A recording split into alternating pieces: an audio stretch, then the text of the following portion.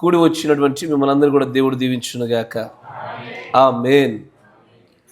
చాలా సంతోషము, మీరందరూ కూడా దేవుని యందు సంతోషంగాను ఆరోగ్యంగాను ఆత్మీయంగా ఎదుగుతున్నారనే విశ్వాసంతోనే నిజంగానే మనం అందరం ముందుకు సాగుతున్నట్టుగానే కనబడతా ఉంది.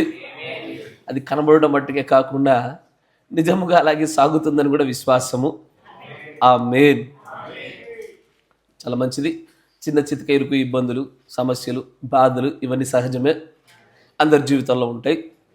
ఆత్మలో పోరాటము, ప్రాణంలో పోరాటము, శరీరంలో పోరాటములు ఇవన్నీ సహజములే. ఇవి ఉండకపోతే జీవితాలు కూడా బోరు కొడతాయి. ఇవి ఉండాల్సిందే. చాలా మంచిది. దేవుని యొక్క లేఖన భాగంలో కొంత సమయాన్ని గడుపుతూ ఆనందించే ప్రయత్నం చేద్దాం. మన పరిశుద్ధ గ్రంథం తెరిచేద్దాం. 1 తిమోతి 5వ అధ్యాయం 8వ వచనం.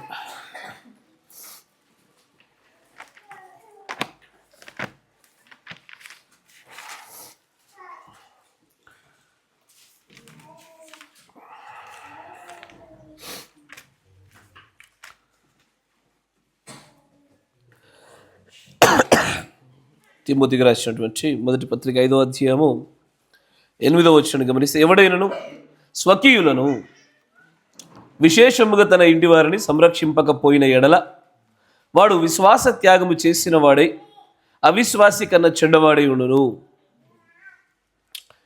దేవుడికి స్తోత్రములు కలుగును గాక. రెండో చోట తలనుంచండి, చిన్న ప్రార్థన చేసుకుందాం. సర్వోన్నతుడా, సర్వశక్తి సంపన్నుడా, ఈ గ్రంథకర్తవు నీవు నాయన. దీనిలో ఏ అనువాదమునైతే ప్రభువా నువ్వు అనుగ్రహించాలని ఆశపడి దీన్ని మా ముందు పెట్టి ఉన్నారో ఆ అనువాదమును తప్ప మనుష్యుడి యొక్క సొంత అనువాదాలతో ఏమాత్రం కూడా ప్రభు మేము కదలాడబడకుండా ఉండనట్లుగాను, మా స్వనీతిని సొంత జ్ఞానాన్ని కూడా ప్రభునైనా మేము సరిచేసుకోవడానికి ఆశపడతా ఉన్నాం. నీ వాక్యము ద్వారా, వర్తమానం ద్వారా మేమును, మా కుటుంబములను, మా సమస్తమును కూడా సరిచేయబడాలని కోరుకుతూ ఉన్నాం ప్రభువా. ఒక దినమున మేమందరం కూడా కొలబడబోయేటువంటి ఈ గొప్ప కొలమానమై ఉన్నటువంటి వర్తమాన ప్రకారంగా మేమందరం కూడా సరిచేయబడినట్లుగాను, ఈ వర్తమానమై జీవించడంలో కూడా ప్రభు ఏమాత్రం జాప్యం లేకుండా ముందుకు సాగునట్లుగాను మమ్మల్ని అందరూ కూడా మీరు ఒకసారి జ్ఞాపకం చేసుకోమని ప్రార్థన చేస్తా ఉన్నాం. కృపగల దేవ, నీవే మా మధ్యలో ప్రభునైనా ఆత్మ సంచారం జరిగింపజేసి ఈ మాటలు ప్రభునైనా ప్రకటించబడుచున్నప్పుడు నీ ఆత్మ సహాయమును, గ్రహించినప్పుడు నీ ఆత్మ సహాయమును, దానిని పాటించుటలో కూడా నీ ఆత్మ సహాయం మాకు కావాలి నాయన. మేము వినువారు మాత్రమే ఉండకుండా వినిన దానిని, గ్రహించిన దానిని చేపట్టు వారిగా ఉండినట్లుగా, పరిపూర్ణులు ఉన్నట్లుగా సహాయం దయచేయమని ప్రభు అయిన యేసుక్రీస్తు నామములో ప్రార్థన చేయుచున్నాము. ఆమేన్. దేవుడికి స్తోత్రములు కలుగును గాక. చదవబడినటువంటి లేఖన భాగాన్ని మనం గమనిస్తే కనుక మనకు తెలుసు, బైబిల్లో అన్ని వేళలో కూడా కుటుంబానికి దేవుడు ఒక వ్యక్తిని యజమానుడిగా పెట్టి ఆ కుటుంబ విషయములన్నిటి విషయంలో కూడా ఆ యజమానుడికి లభించినదే ఆ కుటుంబానికి లభించినట్లుగా కొన్ని ప్రత్యేకమైనటువంటి సందర్భాలు మనం గమనించాం. ఆకాను అనే ఒక వ్యక్తి తప్పు చేస్తే ఆ వ్యక్తితో పాటు కుటుంబం అంతా శిక్షించబడింది. Yes or no?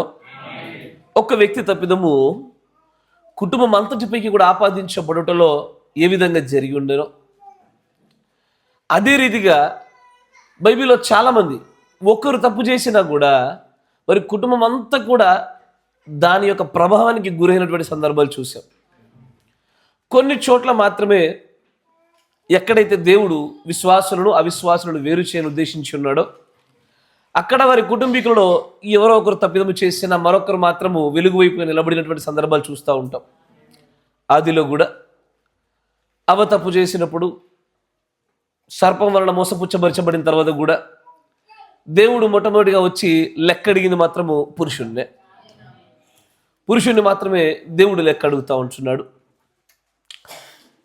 మీరు కొంత జాగ్రత్తగా గమనించినట్లయితే నేను ఈ యొక్క అంశాన్ని కిందటి భాగంలో చెప్పినట్లుగానే దేవుడు ఈ భూలోకంలో ఉండేటువంటి కుటుంబం అనే ఒక వ్యవస్థ ద్వారా నిజమైనటువంటి పరలోక సంబంధమైనటువంటి బంధములను ఆయన తాను ఏమై ఉన్నాడో చూపించాలని ఆశపడుతున్న విధానం మనం గమనించగలుగుతాం. కుటుంబం అనే వ్యవస్థ మొట్టమొదటిగా ప్రారంభించబడింది దేవుని యొద్ద నుంచి. అది ఎక్కడ తయారు చేయబడింది అంటే ఈ భూమి మీద ఆదాము అవ్వలు తయారు చేయబడినప్పుడా, లేదా ఆయనలో నుండి లోగోస్ బయటికి వెళ్ళినప్పుడా?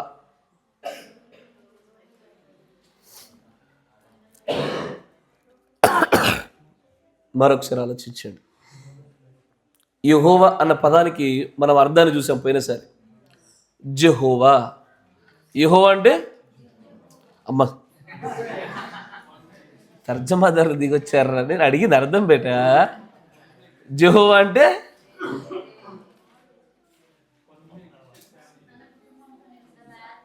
ఎస్, తన కుటుంబముతో నివసించుటకు ఇష్టపడుచున్నవాడు లేదా ఇష్టపడుచున్న ఆయన అని అర్థం. The one who exist with his family, తన కుటుంబముతో ఉండువాడు, ఉండాలనుకునేవాడు, తన కుటుంబాన్ని ఉత్పత్తి చేసి కుటుంబముతో పాటు కలిసి ఉండేటువంటి వాడే యెహోవా, జెహోవా కదా. యెహోవాకు ఉన్నటువంటి అసలైన అర్థము the one who exist with his family. అయితే ఈ ఫ్యామిలీ ఎక్కడ స్టార్ట్ అయింది? ప్రజ్వలించుచున్నటువంటి ఆయనలో నుంచి లోగోస్గా బయటికి వెళ్ళినప్పుడా, లేదా ఈ భూమి మీద ఆదాము వల్ల తయారు చేసినప్పుడా? అయ్యా, ఆదాము అవ్వలు ఒకరు, లోగోస్ అని మరికొందరు, అంతేనా?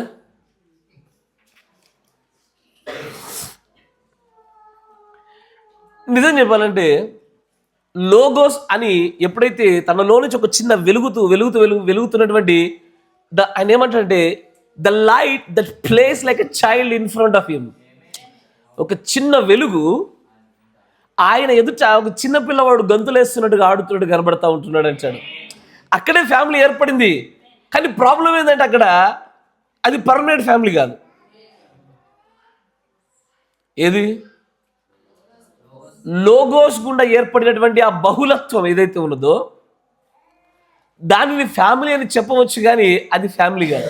ఎందుకు కాదంటే ప్రవక్త అంటే there is no eternal sonship, నిత్య కుమారతత్వం అనేది లేదు గనుక ఒక రోజున అది ఉత్పత్తి చేయబడుటకు కారణము బాధ్యతలు సంపూర్తి కాగానే అది మూయబడుద్ది. ఎగైన్ ఆయన ఏమైపోతాడు? ఒంటరివాడు అవుతాడు. ప్రవక్త ఏమన్నారు? He don't want to stay alone. ఆయన ఒంటరిగా ఉండాలి ఇష్టం లేదు.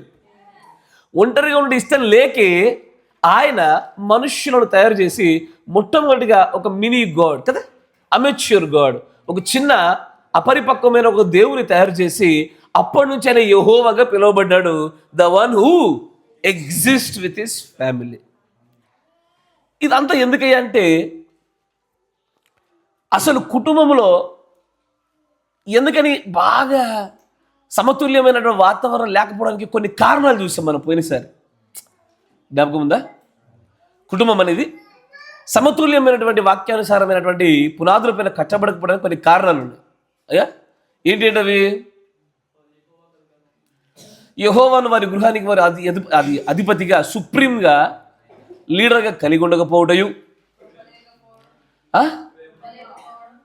కుటుంబము కలిసి ఉంటుందంటే దానికి గల కారణము పురుషుడి యొక్క ఆధిపత్యమో చాకచక్యమో, అయ్యో నా సహోదరి యొక్క కుటుంబమేమో చిన్న భిన్నములు అయిపోతూ ఉంటే నా కుటుంబాన్ని బాగా కట్టుకోగలుగుతున్నాను అంటే ఇది నాకున్న వాగ్దాటో, నాకు చిన్నప్పటి తెలియదు అనుకుంటారు. అలాంటి దేవుని యొక్క భ్రమే. దేవుడు ప్రవక్త అంటారు, it is a grace that keeps the family together. కుటుంబములను అది దగ్గరగా వాక్యానుసారంగా ప్రేమలో అదిమి పట్టగలిగేది కృప ఒకటే కదా. తర్వాత ప్రేమ లేకపోవుట, ఇంకోటి ఏనన్నా అగ్రిమెంట్. కరెక్ట్గా చెప్పాడు.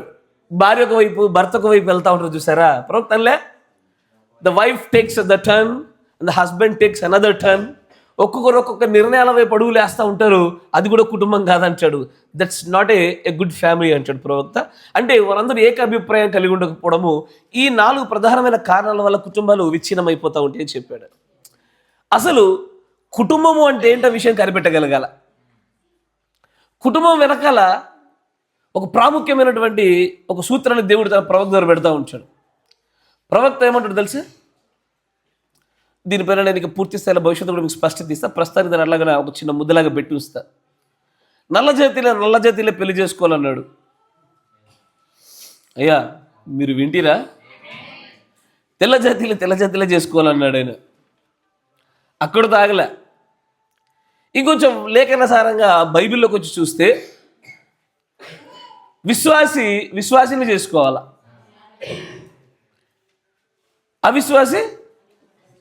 అవిశ్వాసిని చేసుకోవాలి. అవిశ్వాసిని చేసుకోవడానికి వీల్లేదు. ఎందుకు వీల్లేదు అయ్యా? ఎందుకు చెప్పండి? ఏం బేట మంచి మనసరి చెప్పమ్మా. మనం మారిపోయే అవకాశం ఉంటుంది. గాడ్ బెస్ట్, నువ్వే జాగ్రత్త గుర్తుపెట్టుకో. ఎవరో సుల్లేగా మనకంటే వాళ్ళకి గుర్తుండాలి. మనం తీరని దాటాం ఆ విషయంలో. యవనస్తులు మీకు అది. కానీ ప్రవక్త ఒక చిన్న మాట చెప్తాడు. చూడ్డానికి కూడా పెద్దగా మీకు సూత్రంలాగా ప్రిన్సిపల్ లాగా కనబడదు, కానీ బట్ ఒకసారి దానిలో చిన్న ఒక థాట్ని, ఒక చిన్న ఆలోచన కొంత లోతును పెట్టి చూసారనుకోండి, వాస్తవమే కదా, ఇది కదా జరిగేది అన్నట్టుగా కనబడుతూ ఉంటుంది. కొటేషన్ కూడా మిమ్మల్ని ముందు తీసుకెళ్తాను చూడండి.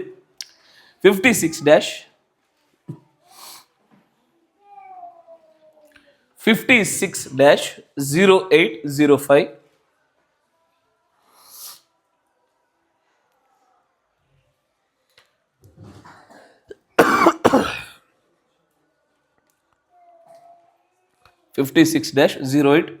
The church and its conditions. సంఘము మరియు దాని పరిస్థితులు. 37వ పేరు చూడండి, 37. అక్కడ ఒక చిన్న మాట కనబడుతుంది, చాలా బాగుంటుంది చూడండి. ఆయన అంటాడు, అయ్యా మేము ఎన్ని సంవత్సరాల నుంచి మా కుటుంబాన్ని బాగు చేసుకోవడానికి ప్రయత్నం చేశాం, కానీ జాగ్రత్త వినాల, ఎన్నో సంవత్సరాల నుంచి మా కుటుంబాన్ని కట్టుకోవాలని చూసాము, వాక్యానుసారంగా సరిచేద్దామని చూసాము, భాగస్వామి మరో భాగస్వామిని, తల్లిదండ్రులు పిల్లలు తల్లిదండ్రుల్ని ఏదో చక్కగా కట్టాలని ప్రయత్నం చేశారు, కానీ కట్టుటకు కృపయు ప్రేమయు ఖచ్చితంగా కావాలి. కరెక్టేనా?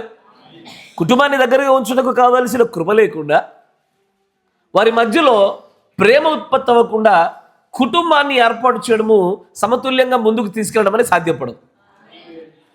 ప్రవక్త ఏమంటే, you couldn't love nothing that wasn't of your own nature.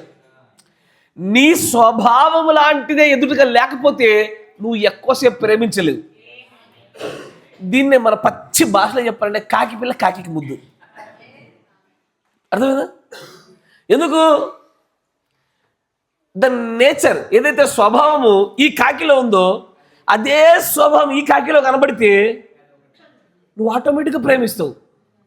మీకు అర్థం వచ్చింది కదా అయ్యా?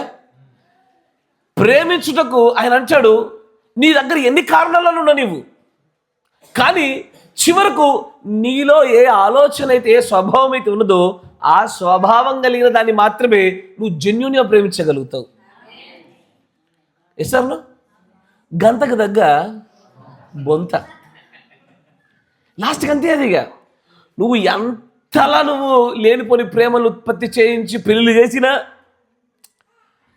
తుమ్మితో ఊడిపోయే ముక్కలాంటి పరిస్థితి కనబడుద్ది. కానీ అన్లెస్ ఆ కుటుంబంలో ఒకే రకమైనటువంటి నేచర్ ఉత్పత్తి అయ్యేంత మట్టుకు కూడా ప్రేమలు ఉత్పత్తి అవ్వవు.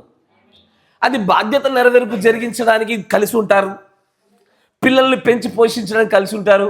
ఇంకా ఎట్టాగా ముడిపెట్టబడ్డాం కాబట్టి ఈ వర్తమానంలో మనకు తెగ్గొట్టుకోవడానికి వీలు లేదు కాబట్టి కొనసాగిస్తారు. కానీ నిజంగా ప్రేమలు కలిగి ఉండడానికి ప్రవక్త అంటారు, you can't love nothing that of your own nature. నీ స్వభావం ఎవరిలో అయితే ఉండదో నీలాంటి ఆలోచన కలిగి ఉండాలా. నువ్వు ఎంత కన్నింగో అంత కన్నింగోలో నచ్చుతారు నీకు. మీకు అర్థమైందా? మీరు ఎలాగ ఆలోచిస్తారో అలాగే నచ్చుతారు.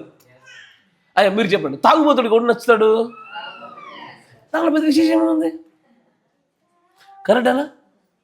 అంతేనా కదా? చర్చ ఎగ్గొట్టేవాడికి కూడా నచ్చుతాడు, ఎగ్గొట్టేవాడు నచ్చుతాడు. ఎందుకంటే చర్చ అందరూ ఇలా కూర్చుంటే ఎగ్గొట్టినోడు అక్కడ, ఎగ్గొట్టిన ఇద్దరు ఏం చేస్తారు, నమస్తే బ్రదర్ నమస్తే, వాళ్ళిద్దరు కలుస్తారు అక్కడ. ఈ సేమ్ నేచర్, అదే స్వభావం కలిగినటువంటి వ్యక్తులే విపరీతంగా ఒకరొకరు ప్రేమించుకోగలుగుతారు. అయితే కుటుంబాలు ఏర్పడవలసిన విధానం అలాంటిదే. ఆదిలో జరిగిన సందర్భం మనకు తెలుసు. ఒకే స్వభావంతో కుటుంబం ప్రారంభమయ్యే చోట దుష్టుడు గురుగులు విత్తడం వలన భిన్న స్వభావాలు ఏర్పడ్డాయి. లేకపోతే అందరూ ఒకే స్వభావం కలిగిన వారు వచ్చేవారు. ఎందుకంటే బీజం ఒకటే, దేవుడి యుద్ధం నుంచి వచ్చిందే, ఆదాములో నుంచి వచ్చేది. సర్పములో నుంచి భిన్నమైనటువంటి ఒక బీజం వలన స్వభావాలు మారిపోయాయి. స్వభావాలు మారడం వల్లే కుటుంబాలు విచ్ఛిన్నమైపోయాయి. ఈ సేమ్ ఒకే రకమైనటువంటి స్వభావాలు లేకపోవటయే ఈ రోజున కుటుంబాలలో ప్రేమ లేకపోవడం గల కారణం అంటాడు ఆయన.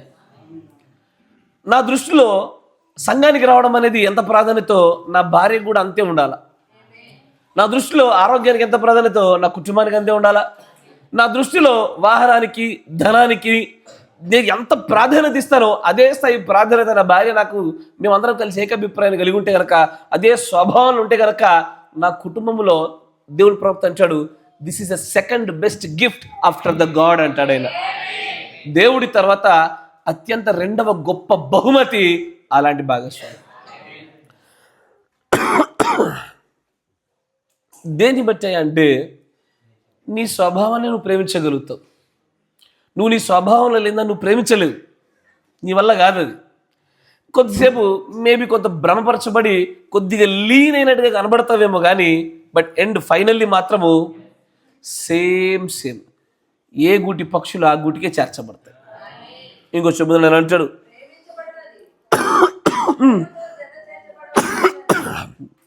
Loving has to unite with the love. ప్రేమించబడినది ప్రేమతో జత చేర్చబడవలసి ఉన్నది. ఒక భార్య తెలుగులో ఉంది గర్భిషి, ఒక భర్త తన భార్యను ఖచ్చితంగా ప్రేమించాల. మరి ప్రేమించాలంటే అవసరతను బట్టి ప్రేమించడానికి చాలా కారణాలు ఉండొచ్చు. అవసరం లేకపోయినా ఎవరిని ప్రేమిస్తామయ్యా అంటే ఒకే రకమైనటువంటి స్వభావాలు ఉన్న చోట. Yes or no? కరెక్టా కదా? మీకు ఎప్పుడన్నా మిమ్మల్ని అందరిని తీసుకెళ్ళి అరబ్ కంట్రీలో పడేయాల, అరబ్ కంట్రీలో పడేసి ఒక 2 సంవత్సరాల తర్వాత మిమ్మల్ని తీసుకురావాల. మీకు ఈ షేక్లు, ముస్లిం సహోదరులు ఇవన్నీ కనబడేప్పుడు మధ్యలో ఎవరో ఒకరు కనబడతారు. అన్నో నమస్తే అనేటోడు ఒకడు ఉంటాడు. అంత మనకేం అవసరం ఉండదు. అయినా సరే వాడు మనోడే. ఎసారా వాడు మనోడే, పెద్ద వాడు మనం కలిసి తిరిగేది ఏం లేదు. బట్ అయినా సరే ఎక్కడ లేని ఆనందం, ఎక్కడ లేనటువంటి ఏదో కలుపుకొలుతనము ఏదో అయిపోతుంది ఇక్కడ. ఎసార్ నో? కరెక్టా కదా? ఇది ఓన్ నేచర్ని, ఆ సొంత స్వభావాల యొక్క సారూప్యత కలయికను బట్టి ప్రేమలు జరుగుతూ ఉన్నాయి. Yes or no? బట్ దేన్ని బట్టి ఈ సొంత స్వభావాలు ఆధారపడి ఉండాలా? వాక్యాన్ని బట్టి. నీ నేచర్, నీ స్వభావం దేన్ని బట్టి ఉండాలా? నేను నా భార్యను నేరుగానే ప్రేమించడం మొదలు పెడితే, అయ్యా నా మాట జాగ్రత్తగా ఉండండి, నేను నా భార్యను నేరుగా ప్రేమించడం మొదలు పెడితే దాని వెనకాల కొన్ని బేస్ లేని కారణాలు ఉంటాయి. అయితే నాకు వయసు అయిపోయిందని అవసరత కోసమో చేసుకోవాలా, లేదా అమ్మాయి వెనకాల ఎక్కువ డబ్బులు ఉండాలా, ఇంకా బాగా పైసలు రానీకి, లేదా అమ్మాయి బాగా అందంగా ఉండాలా, లేదా మా దోస్తు గారు అందరికీ పెళ్ళి అయిపోతుంటే ఇంకెప్పుడు నాకు పూరనన్ను ఉండాలా. సాధారణంగా అట్లే జరుగుద్ది కదా, కరెక్టే కదా? కానీ ఈ బేస్ లేని కారణాలన్నీ కూడా వేస్ట్, ఫలితం లేనిది. కానీ ఒక భాగస్వామి తన భాగస్వామి పట్ల ప్రేమ గనక క్రీస్తు ఆజ్ఞలలోంచి స్వభావంగా మలచబడింది వస్తే గనక దట్స్ ద బెస్ట్ లవ్. అదే దైవికమైన ప్రేమ. యేసు ప్రభు నిన్ను నన్ను ప్రేమించి దేని కొరకు తెలుసా? తండ్రి అప్పగించిన మంద గనుక, తండ్రి అనుగ్రహించినటువంటి మందకు తండ్రి ఆజ్ఞల చొప్పున చూపిన ప్రేమయే దైవికమైన ప్రేమ. నేను నిన్ను ప్రేమించడానికి నాకున్నటువంటి ఏకైక కారణం ఏమై ఉండాలా? వాక్యమై ఉండాలి. ఇది మొదటి దశ. అనా? క్రీస్తు ఆజ్ఞ ఉండాలా? అదే మొదటి దశ. అది స్వభావంగా మలచబడాలా. ఇనిషియల్గా స్టార్టింగ్ దశలో క్రైస్తవులకు వచ్చిన తర్వాత అందరూ క్రీస్తులాగా ప్రేమించుట సాధ్యం కాదు. లెట్స్ జస్ట్ బీ ఓపెన్గా మాట్లాడుకోవాలా. అందరూ ఒకరినొకరు ఎందుకు క్షమించుకుంటారంటే లేఖనంలో ఉంది కాబట్టి క్షమిస్తారు. దేవుడు ప్రేమించమన్నాడు కాబట్టి ప్రేమిస్తారు. కానీ ఈ సహవాసం కొనసాగుతూ ఉండగా భక్తిలో ఇది రాయబడి ఉంది కనుక చేయుట కాకుండా ఆ రాయబడిందే స్వభావంగా మలచబడుద్ది. ఇక నువ్వు మరొక రీతిగా నువ్వు ప్రవర్తించడం నీకు కూడా సాధ్యం కాదు. నిన్ను మరో రీతిగా ప్రలోభ పెట్టి నువ్వు చేయలేవు. అలాగున స్వభావంగా మలచబడిన ఇద్దరు యొక్క స్త్రీ పురుషులు పెళ్లి చేయాలయ్యా, పరిశుద్ధులు పుడతారు అక్కడ. అయ్యో క్వశ్చన్ అడుగుతాను మిమ్మల్ని, బాప్తిస్మానికంటే ముందు పెళ్లి చేసుకోవచ్చా?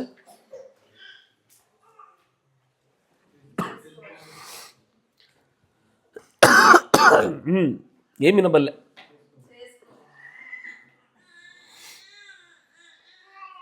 మీ అందరికీ ఈ ప్రశ్నకు సమాధానం తెలిసిగా నా ముందు చెప్పరు. మళ్ళీ మిమ్మల్ని మీరు వదిలేస్తుంటే సెమినార్లు చెప్తారు ఒక్కొక్కళ్ళు. నేను అడిగి బాప్తిస్మానికి ముందు పెళ్లి చేసుకోవచ్చా? బాప్తిసం తీసుకున్న వాళ్ళే చేసుకోవాలా? ఎందుకని? అరే బాప్తిజం లేకపోయినా కూడా పరిశుద్ధాత్మ వస్తుంది బయట. కొరనేలకు వచ్చింది కదా నాన్న, వస్తుంది. ముద్ర రాకపోవచ్చు కానీ అభిషేకం వస్తుంది, వరం వస్తుంది, కుమ్మరింపేత వస్తుంది. తెలీదా? తెలుసు మీకు అమ్మా. క్రీస్తుని అంటే నీతీకరణలో జరుగుద్దా? అది శుద్ధీకరణలో జరుగుద్దా? పరిశుద్ధాత్మ బాప్తిజంలో జరుగుద్దా? ఇప్పుడు పెళ్లి చేసుకునేటప్పుడు ఇక నేను ఇప్పుడు 2 లెవెల్ నువ్వే లెవెల్ అడుగుతారా? అయ్యా ఎందుకని? మెయిన్ కాన్సెప్ట్ ఏంటంటే అక్కడ ఇద్దరు కూడా ఒకే స్వభావం కలిగిన వారిగా మలచబడ్డానికి ఇది ఒక్కటే కొలమాన మెట్టు. మారు మనస్సులోను, పాప క్షమాపణలోను, పరిశుద్ధతలోను, సమస్తాన్ని పెంటగించి దేవుని మాత్రమే గమ్యంగా అనుకొనుటలోను బాప్తిజం ఒకటే మెట్టు గనక పరిశుద్ధులకు పెళ్ళైతే పిల్లలు పరిశుద్ధులు పుడతారు. విశ్వాసి అవిశ్వాసి అని చెప్పడానికి వ్యత్యాసం బాప్తిజం. నువ్వు విశ్వసిస్తే బాప్తిజం తీసుకోవాల్సిందే కదా. విశ్వసించని వాడు రక్షించబడడానికి వీలేదు, విశ్వసించిన వాడు మాత్రం రక్షించబడడానికి అర్హుడు. అందుకే మరి బాప్తిజం పొందుకుంటుంది కొంతమంది తెలుసు. మెసేజ్లో కూడా పెళ్ళికి బాప్తిజం సంబంధం లేదన్నారు. బాప్తిజం తీసుకోకపోయినా పెళ్లి చేసుకోవచ్చు అన్నారు. అంటే జరిగిపోయిన వాళ్ళ సంగతి ఉంటుంది. మళ్ళీ వాళ్ళు పెళ్ళిళ్ళై తర్వాత బాప్తిజాలు తీసుకున్నారు, ఏనా? ఇది వేరే స్టోరీ. ఇది కానీ తెలియపరచబడిన తర్వాత మాత్రము ఇరువురు కూడా దేవుడి యొక్క ప్రవక్త తన కుమార్తె యొక్క వివాహ విషయంలో చెప్పిన మా అందరికి తెలుసు. ఏమంటాడు ఆయన? Go get Holy Spirit first. నువ్వు వెళ్ళి మొదటిగా పరిశుద్ధాత్మను పొందుకో. అంటే దాని అర్థం ఏమై ఉండాలా? ఆయన కూతురు కూడా పొందుకొని ఉండాలా? అబ్సల్యూట్లీ. దేన్ని చూపించడానికి? ఒకసారి వీరు ఆత్మ సంబంధమైన అనుభూతుల్లో ఏకత్వాన్ని పొందిన తర్వాత ఒకే స్వభావం కలిగిన వారికి మలచబడతారు. We can love only our own nature. మన సొంత స్వభావాలు కలిగిన వారిని తప్ప మిగతా వాళ్ళు మనం ప్రేమించలేము. ఎంతగా వారిపైన లాగినా మన బంధువులు చాలామంది ఉన్నారయ్యా, వారందరి కోసం మనం అనేకమైన కార్యాలు చేయడంలే. ఎందుకంటే స్వభావాల వ్యత్యాసాలు వచ్చాయి కదా సార్. ఈరోజు నా భాగస్వాములు ఇరువురికి కూడా బాగా గొడవలు ఇది ఎక్కడంటే ఇక్కడే. మనం అనుకుంటాము నిర్ణయాలలో మాకు తేడా పడిందనో, ఉద్యోగ విషయాలు అనుకుంటారు, ప్రయాణ విషయాలు అనుకుంటారు. కాదు, అసలు తేడా ఎక్కడ పడిందంటే స్వభావాల్లో తేడా పడింది. స్వభావాల్లో నాకు క్రీస్తు ఏమై ఉన్నాడో నా భార్య కూడా క్రీస్తు అదే అయి ఉండాల. ఈ రెండు సమానమైన స్థాయిలో ఉన్నప్పుడు ఏ గొడవలు ఉండవు. నాకేమో క్రీస్తు ప్రాణమయ్యను, నా భార్యకేమో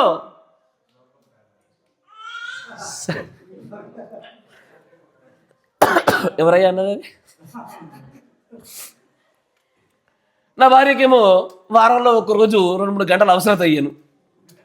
ఇప్పుడు గొడవలే ఉంటాయి. వీఆర్ 2 అపార్ట్స్. 2 వేరు స్వభావాలు కలిగిన వారం. ఇట 2 భిన్న స్వభావాలు కలిగిన ఎప్పుడు కూడా అది కుటుంబముగా మలచబడదు. అలాంటి వారిని జతపరిచినా మళ్ళీ అవకతవకల కుటుంబంగానే ముందుకు సాగిపోద్ది ఎప్పుడు కూడా. అందుకే ఏం చేయాలా? తింగరలో పెళ్లి చేసుకోవాలి. మీకు అర్థమైందా? అయ్యో, మీరు యజబేలు గనక మంచి భర్తనిచ్చి చూడండి ఒకసారి, పిల్లోడు గోస పోసుకుంటారు మీరు. యజబేలుకి ఎవరిని ఇవ్వాలి? ఆహాబునే ఇవ్వాల. నీకు అర్థం కావట్లేదు. Yes sir no? యజబేలుకి గనక మీరు మంచి భర్తనిస్తే పిల్లడు గొంతు కోసినట్టే. ఆడు ఎలా పొద్దుమానం వాటి అరణ్యంలో బతుకుతున్నాడు. గయ్యాల భార్య ఇంటర్ కంటే అరణ్యం మేలని బయట తిరిగి వస్తూ ఉంటాడు. అంతేనే కదా? మంచి భార్యకి మంచి అంటే పవిత్రులకు పవిత్రులే, విశ్వాసులకు విశ్వాసులే. ఇప్పటికీ ఒకవేళ గతంలో జరిగిపోయినటువంటి కొన్ని ఎక్స్క్లూజివ్ కండిషన్స్ ఉన్నాయి. అప్పుడు ఎలాగయ్యా అంటే ఆ విశ్వాసైన భర్తను బట్టి విశ్వాసైన భార్య మార్చుకోవాలి తప్ప తెంచుకోకూడదని చెప్తాడు ఆయన. తెంచుకోకూడదని చెప్తాడు. కానీ ఇకపై నువ్వు ఏం చేయాలా? కుటుంబాలు కట్టబడిన విధానం లేదు. సరే, ఇప్పుడు అంత తెలుసుకున్నామయ్యా అంటే ఇప్పుడు ఒకవేళ మీ కుటుంబంలో అవకతవకలు కానీ భేదాభిప్రాయాలు కానీ సమాధానాలు కానీ లేకపోతే ఒకే స్వభావం కలిగిన వారి ఎలా మలచబడతామో అలాంటి దిశగా మీరు అడుగులు వేయాల. అందరూ ఒకే రకమైనటువంటి స్వభావంలోకి రాగలగాల, ఒకే ఆలోచనలు కలిగి ఉండగలగాల. అంటే దాని అర్థం భక్తి పరులు భక్తిహీనంగా మారమని కాదు, భక్తిహీనుల్ని భక్తిపరులకు మార్చమని. ఒకే స్వభావం కలిగిన వారిగా మార్చగలిగితే చాలు, ఆటోమేటిక్గా ప్రేమించడానికి కొత్తగా ప్రయాస అవసరం లేదు, పదార్థాలు అక్కర్లేదు, ప్రత్యేకమైనటువంటి శ్రమ అక్కర్లే, ఆటోమేటిక్ ఉత్పత్తి అయిపోతుంది. ఇంకొంచెం ముందు రండి అంటాడు.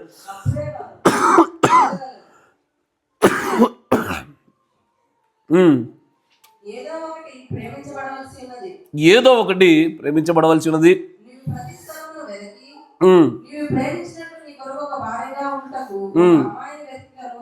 ఎస్,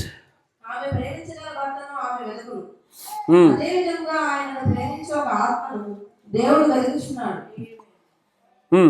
అందువలన ఆయన తనను ఒక వినయముగా పావురము మరియు గొర్రెపిల్ల ఈ భూమిపై తెలుపుకొంచున్నాడు. ఎగ్జాక్ట్గా ఈ భూమి మీద ఉండేటువంటి కుటుంబ ప్రేమతో పోల్చి నెమ్మదిగా దానిలోంచి ఆయన తను చూపించుకునే ప్రయత్నం చేస్తూ ఉన్నాడు. ఈ భూమి మీద కుటుంబ వ్యవస్థ పెట్టింది దాని కొరకు, ఆయనను గురించి ఎరగడానికి. ఆయన ఏమై ఉన్నాడో మనం కనుగొనాలనే. Yes or no? నిజంగా యేసు ప్రభు నీ కుటుంబానికి నా కుటుంబానికి సుప్రీం లీడర్గా ఉండకపోతే అది కుటుంబమే కాదు అది. Yes or no? స్వభావాలను మార్పు ఉండకూడదు. ఖచ్చితంగా ఒకే స్వభావం కలిగిన వారిగా ఉంటే తప్ప ఏ రీతిగా నువ్వు ఎంత ప్రయత్నం చేసినా ప్రేమలు ఉత్పత్తి కావు. బహుశా ఏదో ఒక వాక్యం వింటావు, కొంత మోటివేట్ అవుతావు, మోటివేట్ అయినటువంటి బ్యాటరీ ఛార్జింగ్ వల్ల 2-3 రోజులు నడుస్తుంది, తర్వాత మళ్ళీ వెంటనే బ్యాటరీ డౌన్ అయిపోతుంది. కానీ స్వభావాలు ఒకే రీతిగా ఉన్నప్పుడు మాత్రము అయ్యా విపరీతమైనటువంటి ప్రేమ కలిగి ఉంచారు. మొన్న మధ్యలో పిల్లలకు చూపించా, మీకు లైలా మజ్ను తెలుసుగా? ఆగుర్రా, పెద్దలు అడిగా, మీకు లైలా మజ్ను తెలుసా? లైలా మజ్ను ఎవరు?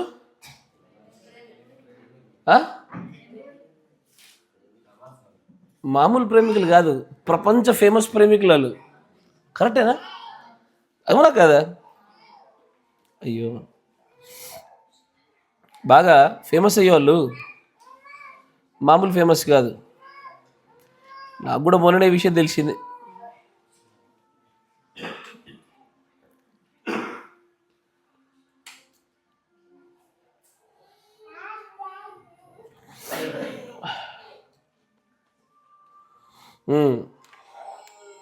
అయ్యా, కళ్ళల్లో జూమ్ చేయండి, కనబడుతుర్రా?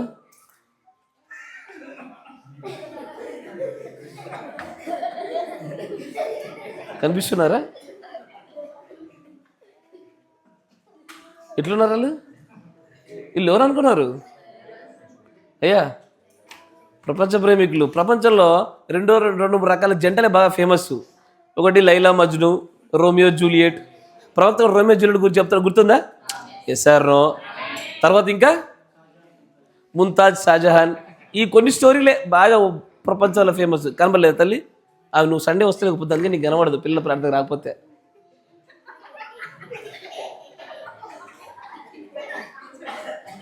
కనబడరా? నీ భార్య భర్తల ప్రేమ కంటే ఇలా ప్రేమ చాలా గొప్పది. ఇంతకీ ఇంత ఫేమస్ చేసింది ఏది? ఆ అందం కాదు, డబ్బు కాదు, వారు ఏకీభవించబడిన స్వభావాలు. That made them very popular. వారి స్వభావాలలో ఒకరిని బట్టి ఒకరు ప్రేమించుకున్న విధానాన్ని బట్టి వారు అంత ఫేమస్ అవ్వగలిగారు. అంటే స్వభావాలు మాత్రమే ప్రజలను ఒక చోట సమకూర్చి పెట్టగలుగుతాయి. ఎసానో పక్షిరాజుల మధ్యలో కోడిని ఎందుకు నివసించలేదు? స్వభావాలే వ్యత్యాసము. కోడి పిల్లల మధ్యలో పక్షిరాజు నివసించలేదు, స్వభావాలే వ్యత్యాసము. ఒకవేళ అరే మాకంటే ఈ యొక్క పక్షిరాజు చాలా అందంగా ఉంది, బలంగా ఉంది అని చెప్పి ప్రేమించుదామన్నా కుదరదే. అభిమానం కలిగి ఉండొచ్చేమో కానీ నిజంగా ప్రేమ ఉత్పత్తి అవ్వదు. దాన్ని ప్రవక్త అంటాడు, you can not love nothing that of your own nature. నీ సొంత స్వభావాలలోంచి వచ్చిందైతే తప్ప నువ్వు ప్రేమించలేవు, కేవలం నటిస్తావు. బాధాకర విషయం చెప్పనా, చాలామంది భార్యాభర్తలు 100% తమ హృదయాలు విప్పి పరిపూర్ణంగా తన భాగస్వామి ఎదుట పెట్టి మాట్లాడినటువంటి దంపతులు కూడా లేరు చాలామంది. ఎక్కడ ఏమనుకుంటారో, ఎక్కడ 10 మందికి బయట పెడతారో, ఎక్కడ నా దూడని దున్నుతారో వింటున్నారా? ఢిల్లీలో సంస్థ స్టోరీ మాదైపోతుంది. అట్లా అసలు ఏ విధమైనటువంటి సంభాషణ లేకుండా కనీసం తన భాగస్వాములతో కూడా పరిపూర్ణమైనటువంటి సంభాషణతో పంచుకోకుండా ఉండే మోసగాళ్ళే ఉన్నారు ఈ రోజున. పరిపూర్ణంగా పంచుకునే వాళ్ళు చాలా కొద్ది మంది మాత్రమే దేవుడి వాక్యానికి లోబడి వర్తమానమే జీవించేవారు కొంతమంది ఉన్నారు.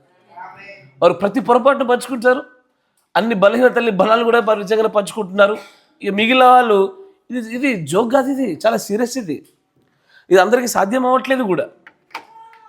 కొంతమంది పంచుకుందామని దగ్గరికి వెళ్ళగానే వీళ్ళంత ఎమోషన్తో పంచుకుంటారు, అవతల అంత ఎమోషన్తో వినరు. చాలాసార్లు జరిగేది అదే. కొన్నిసార్లు కన్నీరు మున్నీరైపోయి పోన్లే కొద్దిగా ఓదారుస్తాడేమో అనుకొని కొంత ఓపెన్ కాగానే పొలడు చెప్ప తీసుకురాపో అంటాడు ఒక ఆయన. పట్టించుకోరు. నిజంగానే పరిపూర్ణమైన స్థాయిలో రహస్యములను కూడా పంచుకోగలిగేటువంటి బంధంలో నేడు భార్య భర్తలు ఉన్నారు అంటే ఆశ్చర్యమే. లేరయ్యా, లేరు. ఇది ఉత్తబద్దాలే. కేవలం కొంతమంది మాత్రమే సంఘాలలో ఏళ్ల మీద లెక్క పెట్టగలిగే వాళ్ళు మాత్రమే వాళ్ళు తమ చూపులు ఆలోచనలో సైతం జరిగేటువంటి పొరపాట్లను కూడా ఒకరితో ఒకరు యథార్థంగా పంచుకుంటూ తమ పాపమును ఎల్లవేళ ఎప్పటికప్పుడు పాప నియమాల ప్రకారంగా కడిగి వేసుకుంటున్న వారు కొంతమంది ఉన్నారు. నటనే, భాగస్వామి దగ్గర నటనే. ఇక్కడే అమ్మో పతిదేవుడు అంటారు, అక్కడికి వెళ్ళగానే అమ్మో పరపతుడు అంటారు. వింటున్నారా? ఇక్కడే ఏదైనా మా ఆయన ముందు, మా ఆయన తర్వాత ఏదైనా అటు వెళ్తే ఈ వద్దు నేనా. దేనికి ఇదంతా జరుగుతుంది అంటే మన స్వభావాలు వేరుగా ఉన్నాయి. మనం ఎందుకో మన స్వభావంలో ఉన్నవారిని మనము సరిగ్గా ఎన్నుకొనటంలో మనం ఫెయిల్ అయిపోయి ఉంటుంది. కానీ ఇప్పుడు దాన్ని మార్చుకోవడానికి మనకున్న ఏకైక అవకాశం క్రీస్తు రక్తమే. క్రీస్తు రక్తం మార్చగలుగుద్ది. ఒకే స్వభావాల్లోకి వచ్చిందిమా సమస్తము సాధ్యమే. ఎసర్నో ఎంత ప్రయత్నం చేసినా ఏ జతపక్ష ఆ జతకి వెళ్ళిపోవాల్సిందే, ఆ గూటికి వెళ్ళిపోవాల్సిందే. ఈ ఒక్క విషయాన్ని మర్చిపోకండి, స్వభావాలు సమానంగా ఉంటేనే ప్రేమ ఉత్పత్తి అవుతుంది. ప్రేమ ఉన్న చోట మాత్రమే కుటుంబాలు కట్టబడతాయి. అలాంటి కుటుంబంలో మాత్రమే క్రీస్తు సుప్రీం లీడర్గా ఉంటాడని ప్రవక్త చెప్పినాడు. దీన్ని మలచాలా. ఎసారో అయితే పాస్టర్లు కొంతమందిని చూసా, వీళ్ళు చెప్పేటువంటి డైలాగులు బాగుంటాయి. ఇగో అమ్మాయి ప్లస్ అనుకో, అబ్బాయి మైనస్ ఉండాలి, అప్పుడే కరెంట్ వస్తుంది వాళ్ళు చెప్పింది. నాకు ఇది వర్తమానంలో ఎక్కడ తగలలేదే, వాక్యంలో ఎప్పుడు తగలలేదే. ఇప్పుడు అబ్బాయి మైనస్ అనుకో, అమ్మాయి ప్లస్ ఉండాలి. అరే జోడెద్దు బండి రెండు కలిసి నడిస్తేనే బండి చక్కగా నడుస్తుంది. ఇదేమో ఆప, ఇదేమో లాగా, ఎట్లా నడుస్తుంది బండి? అది వెనక ముందు అవ్వదు. ఎసారో అది నీ యొక్క లా ఆఫ్ ఎలక్ట్రిసిటీకి సరిపోద్ది, బట్ లా ఆఫ్ గాడ్కి సరిపోలే. లా ఆఫ్ గాడ్లో సాటి అయిన సహాయం కావాలా, ఈక్వల్ లెవెల్లో ఉండాలి సహాయము. ఈ వ్యక్తికి సరిపడే ఈక్వల్ స్థాయిలో ఉండగలగాల. ఈ ఈక్వల్ స్థాయి తీసేసి వీళ్ళు ఏదో ప్రపంచ సూత్రాలు కనిపెట్టినట్టు, హిందువులలో పంతులు కనిపెట్టినట్టు అమ్మాయి మైనస్ అయితే అబ్బాయి ప్లస్ని ఎతకాల. అంటే ఇప్పుడు ఏంది, ఇప్పుడు జోయల్ గారు భక్తిపడు కాబట్టి జోయల్ అని ఎవరు ఎతకాలా, మంచి యజ్మేలు ఎత్తికాలి, అక్కడికి ఎత్తుకాల. వాడు అనుకుంటాడు మా బాబా ఎవరోజు పట్టుకొచ్చి ఇంటి దాకా అనుకోవాలాడు. ఎస్ సార్, ఇది బైబిల్లో లేనటువంటి సిద్ధాంతాలు, ఇవి మనుషుల యొక్క సొంత అభిప్రాయాలు, ఇవి తప్పు. విశ్వాసం చేసుకోవాలా, భక్తి పనులు చేసుకోవాలా, వెలుగు సంబంధాలు చేసుకోవాలా, సాటైన సహాయంతో ముందుకు సాగాల. ఓన్ నేచర్ని కనిపెట్టాలి, కానీ లేదు మాకు విభిన్నమైన నేచర్ కావాలా, అది ప్లస్ అయితే వాళ్ళకి మైనస్ ఉండాలంట. ఈసారి మళ్ళీ ఇంకోటి, నా పిల్లప్పుడే బయటపడ్డాయి అన్నీ కూడా. నాన్న ఇగో బాగా డబ్బున్న ఇంట్లోంచి అమ్మాయి వస్తే మన ఇంట్లో చక్కగా బతకదు నాన్న. మీరు వింటున్నారా? మన అమ్మాయిని ఇచ్చేప్పుడు ఎవరింటికి ఇవ్వాలా? ఉన్నోడింటికి ఇవ్వాలా. మనం తెచ్చుకుంటేప్పుడు ఎక్కడికి వెళ్ళి తెచ్చుకోవాలా? ఎందుకు వాళ్ళు ఏం బంగారం తింటారు రోజుల్లో? ఏం తింటారు వాళ్ళు? స్పూన్లు కూడా తినేస్తారు అన్నంతో పాటు. ఇవన్నీ మాట్లాడుతున్నప్పుడు అరే నేను ప్రత్యక్షపరచబడినటువంటి రుజువుపరచబడిన ఈ వర్తమానం వల్ల ఉత్పత్తి అయినటువంటి విశ్వాసాన్ని కదా, ఇది నాకు చెందుద్దా అసలు? ఇది నేను ఉన్న ఇంట్లోంచి వచ్చిన, ఉన్న ఇంట్లో అంటే వీళ్ళందరూ లేని ఇంట్లోకి వెళ్ళి వచ్చారేంది? ఏముంది, ఏం లేదాడా? ఏముంది, ఏం లేదు. ఇది ఒక సామెత ఉంటుంది, లేనున్నట ఉన్నోడు దక్కితే ఉన్నోన్నట కాదు. అదే మీకు సామెత తెలుస్తలేదు కాదు. లేనున్నట ఉన్నోడు దక్కిండట, ఉన్నోన్నంట దానిపైన ఇంకోటి ఆడు దక్కిండంట. ఎవడు కూడా నాకు జ్ఞానం ఉందని, నాకు ధనం ఉందని, నాకు అందం ఉందని ఎప్పుడు అనుకోకూడదు. మనకంటే ఎక్కువ మన పక్కకు వచ్చి మనం తగ్గాల్సి వస్తుంది. దాన్ని బట్టి మనం హెచ్చించుకోవడానికి ఏమాత్రం అవకాశం లేదు. ఎందుకో ఈ వివాహాల దగ్గర, ఈ కుటుంబాలు కట్టే దగ్గరనే మేము ఉన్న దాంట్లోంచి వచ్చినాము, వాళ్ళు లేని దాంట్లోంచి వచ్చారు, ఈ ఉన్న లేదు ఏం లేదు. దేవుడు తలుచుకుంటే ఓడలు బండ్లు అయితే బండ్లు ఓడలు అవుతాయి. With in the span of 1 minute అటు ఇటు తిప్పబడతాయి అన్నీ కూడా. ఎందుకు పనికిరాని వాడు రాజు అవుతాడు, రాజు అయిన వాడు పేదోడైపోతాడు. దేవుడికి సమస్తము సాధ్యమే. కృపను ఆశ్రయించాలి కానీ భక్తిలో ఒకే రకమైన స్వభావాలు చూడాలి కానీ డబ్బును బట్టి చూసేవారు కొంతమంది, మరి కొంతమంది అయితే ప్రాంతాలను బట్టి చూసేవాళ్ళు లేకపోలేదు. ఇక వీళ్ళ గురించి నేను మాట్లాడిన ఇక తర్వాత సంగతి అయ్యా. కానీ కుటుంబ వ్యవస్థలో దేవుడు కూడా అత్యధికంగా ఆదామును ఎందుకు ప్రేమించగలిగాడు అంటే, ఆదాము కూడా ఆయన లాంటి స్వభావమే ఆ ఆదాముకు అప్పజెప్పబడి ఉండుట వలన అధికంగా ప్రేమించగలిగాడు. ఆయన Adam made of his own nature, సొంత స్వభావం నుంచి తయారు చేయబడ్డాడు కాబట్టి ఆయన ప్రేమించగలుగుతున్నాడు. Yes or no? కొంతమందిని దేవుడు పుట్టుకతోనే ద్వేషిస్తూ పుట్టించాడు. ఎవరిని? నేను యాకోబుని ప్రేమించింది, ఏశావుని. Why? Because of that nature. ఎవరి స్వభావాలు కలిగిన వారో వారినే ప్రేమించగలుగుతారు. Yes or no? ఇతడేమో తనదైన దాన్ని పొందుకోవడానికి యుద్ధంలో ఏదైనా చేయడానికి సిద్ధంగా ఉన్నాడు, కానీ ఇతడు తిండి కొరకు తనదైన దాన్ని సరే కోల్పోవడానికి సిద్ధంగా ఉన్నాడు. దానిలో ఏది దేవుడి స్వభావమైనదో తన స్వభావం కలిగిన వారిని మాత్రమే తను బాగా ఇష్టపడతాడు, ప్రేమించగలుగుతాడు, తన కుటుంబంలో భాగస్తులుగా చేసుకుంటాడు. ఈరోజు నేను ప్రేమించింది ఎందుకో తెలుసాయా? అసలు ప్రేమకు వెనకాల కారణం చెప్తున్నాడు ఆయన. మీకు అర్థమవుతుందా? బైబిల్లో అయ్యా నన్నెంతగా ప్రేమించితివో, ఎందుకు ప్రేమించాడు ఆయన? పాత్ర కుమ్మరిని అడగకూడదు ఎందుకు ప్రేమించితివో అని. కానీ ఆలోచన చేయండి, ఒక పాత్ర నేను తయారు చేశా, నేను దీన్ని ప్రేమించా, ఇది నన్ను అడిగింది, ఎందుకు ఇంత ప్రేమించావంటే నా ఇష్టానుసారంగా చేశానంటాడు. కానీ నిజంగా చెప్పాలంటే ఏంటిది? సృష్టికర్త యొక్క గుణలక్షణ స్వభావాలను ఇంప్రింట్ చేస్తాడు దీనిలో స్వభావాలను ఇమిడ్చి పెడతాడు ఆయన. ఇది నాలో నుంచి వచ్చింది, నా భాగమై ఉన్నది, నా గుణలక్షణమైనది, so that I live that. ఆయన ప్రేమించడానికి గల కారణాలు చెప్తా ఉన్నాడు ఆయన. దేవుడు తన వధువును ప్రేమించడం గల కారణం ఏంటంటే ఆయన వధువు కూడా ఒకే గుణలక్షణాలు కలిగేవారే. కాకపోతే ఆ ఆత్మీయ మతిమరుపు వలన మర్చిపోయినటువంటి గుణలక్షణాలను మరలా వెలికి బయటకు తీసుకొస్తున్నాడు ఆయన. నన్ను ప్రేమించడం గల కారణాలు అవే. నిన్ను ప్రేమిస్తే నువ్వు కూర్చోగలిగావు. ఆయన ప్రేమిస్తున్నాడు అంటే ఏదో ఖచ్చితమైనటువంటి ఆయన స్వభావం మనలో ఉంది. ఇది మనది కాదు, ఆయన లాంటి స్వభావం మనలో ఉంది కాబట్టి మనల్ని పట్టుకోగలిగాడు. ఎప్పుడన్నా అనిపించింది అయ్యా చిన్నగా కొంత పర్వాలే ఉపద్గతిలో మాట్లాడుకుంటూ ముందుకెళ్దాం. గడిచిపోయినటువంటి జీవితాల్లో కొన్ని సందర్భాల్లో, పర్టికులర్ కొన్ని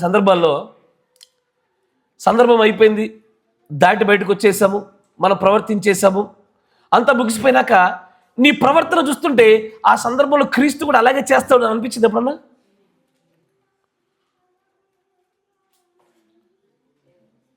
క్వశ్చన్ అర్థం కాలేదని చెప్పండి అయ్యా. అర్థమే ఆలోచించక నాకు చెప్పు. ఇప్పుడు ఒక సన్నివేశం ఎదుటగా పెట్టబడినప్పుడు దానికి ప్రతిస్పందనగా మీరు ఏ విధంగానైతే మీరు రెస్పాండ్ అయినారో, మీరు ఏ విధంగా అయితే దాంట్లో మీరు పాలిభాగస్తులు అయ్యారో, ఆ పాలిభాగస్తులు అనేటువంటి ఆ సందర్భము ఎగ్జాక్ట్గా ఆ సమయంలో పాత నిబంధనలు కానీ ఎక్కడే కానీ క్రీస్తుంటే అలాగే చేసి ఉండేవాడు, చేశాడు అన్నట్టుగా మనకు జరిగాయా?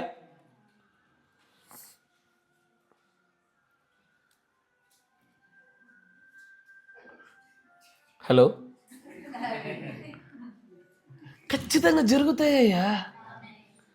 అయ్యో, ఖచ్చితంగా జరిగి తీరుతాయి.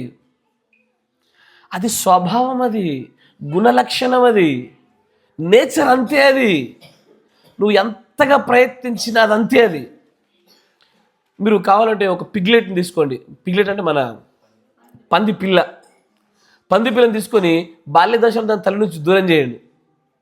చక్కగా దానికి మంచిగా డైలీ పౌడర్లు, పాల డబ్బాలు, మంచి రాయల్ లైఫ్లో దాన్ని పెంచండి. పెంచిన తర్వాత ఇట్టాగే దాటిపోయింది అనుకోకుండా వర్షాకాలం వచ్చింది, ముంగట చక్కగా నీళ్ళు కనబడతా ఉన్నాయి. తెలియకుండానే అది అక్కడికి వెళ్ళినప్పుడు అలాంటి ఒక వాతావరణం ఇష్టపడుతుంది. అది దానికి అది అనుభూతి లేకపోయినా సరే ఇష్టపడుతూ ఉంటుంది. ఎందుకంటే దాని స్వభావం అది. Yes or no? స్వభావాలు ఆటోమేటిక్గా ఉత్పత్తి అవుతాయి. Yes or no? ఈ రోజున మన స్వభావాలు తయారు చేసుకోవట్లేదు, మనకి ఇవ్వబడిందని పాలిష్ చేస్తున్నాం అంతే. మనకు ఎప్పుడో ఇవ్వబడినది, క్రీస్తులోని వారమే, క్రీస్తు పలికిన వాక్యమే, మనము దాన్ని బయటకు తీసుకొస్తున్నాము. ఈ బయటకు తీసుకురాబడుతున్న ఈ గుణలక్షణములలో ఏకత్వాన్ని గుర్తించి కుటుంబంగా కట్టబడుటలోనే క్రీస్తు కుటుంబాలు ఆధారపడి ఉంటాయి. ఇక్కడ వ్యత్యాసాలే కుటుంబాలు సమతుల్యంగా నిలబడలేకపోవడానికి అసలైన ప్రధాన కారణాలు. దీనివల్లే ప్రేమ లేదు, ప్రేమ లేకపోవడం వల్ల క్రీస్తు లేడు. ఆయన ప్రేమించడం గల కారణం చెప్తాడయ్యా. ఇప్పుడు ఎవరికైనా కాకరకాయ ఇష్టమా? కాకరకాయ ఎవరికి ఇష్టం? అమ్మో అరే, ఇదంతా బద్దిగ్లేలు, ఒక్కడు ఇంట్లో తినేడు. సరే, నువ్వు రా, 2 పేర్లుడా కూర్చో. ఎందుకు ఇష్టం రా?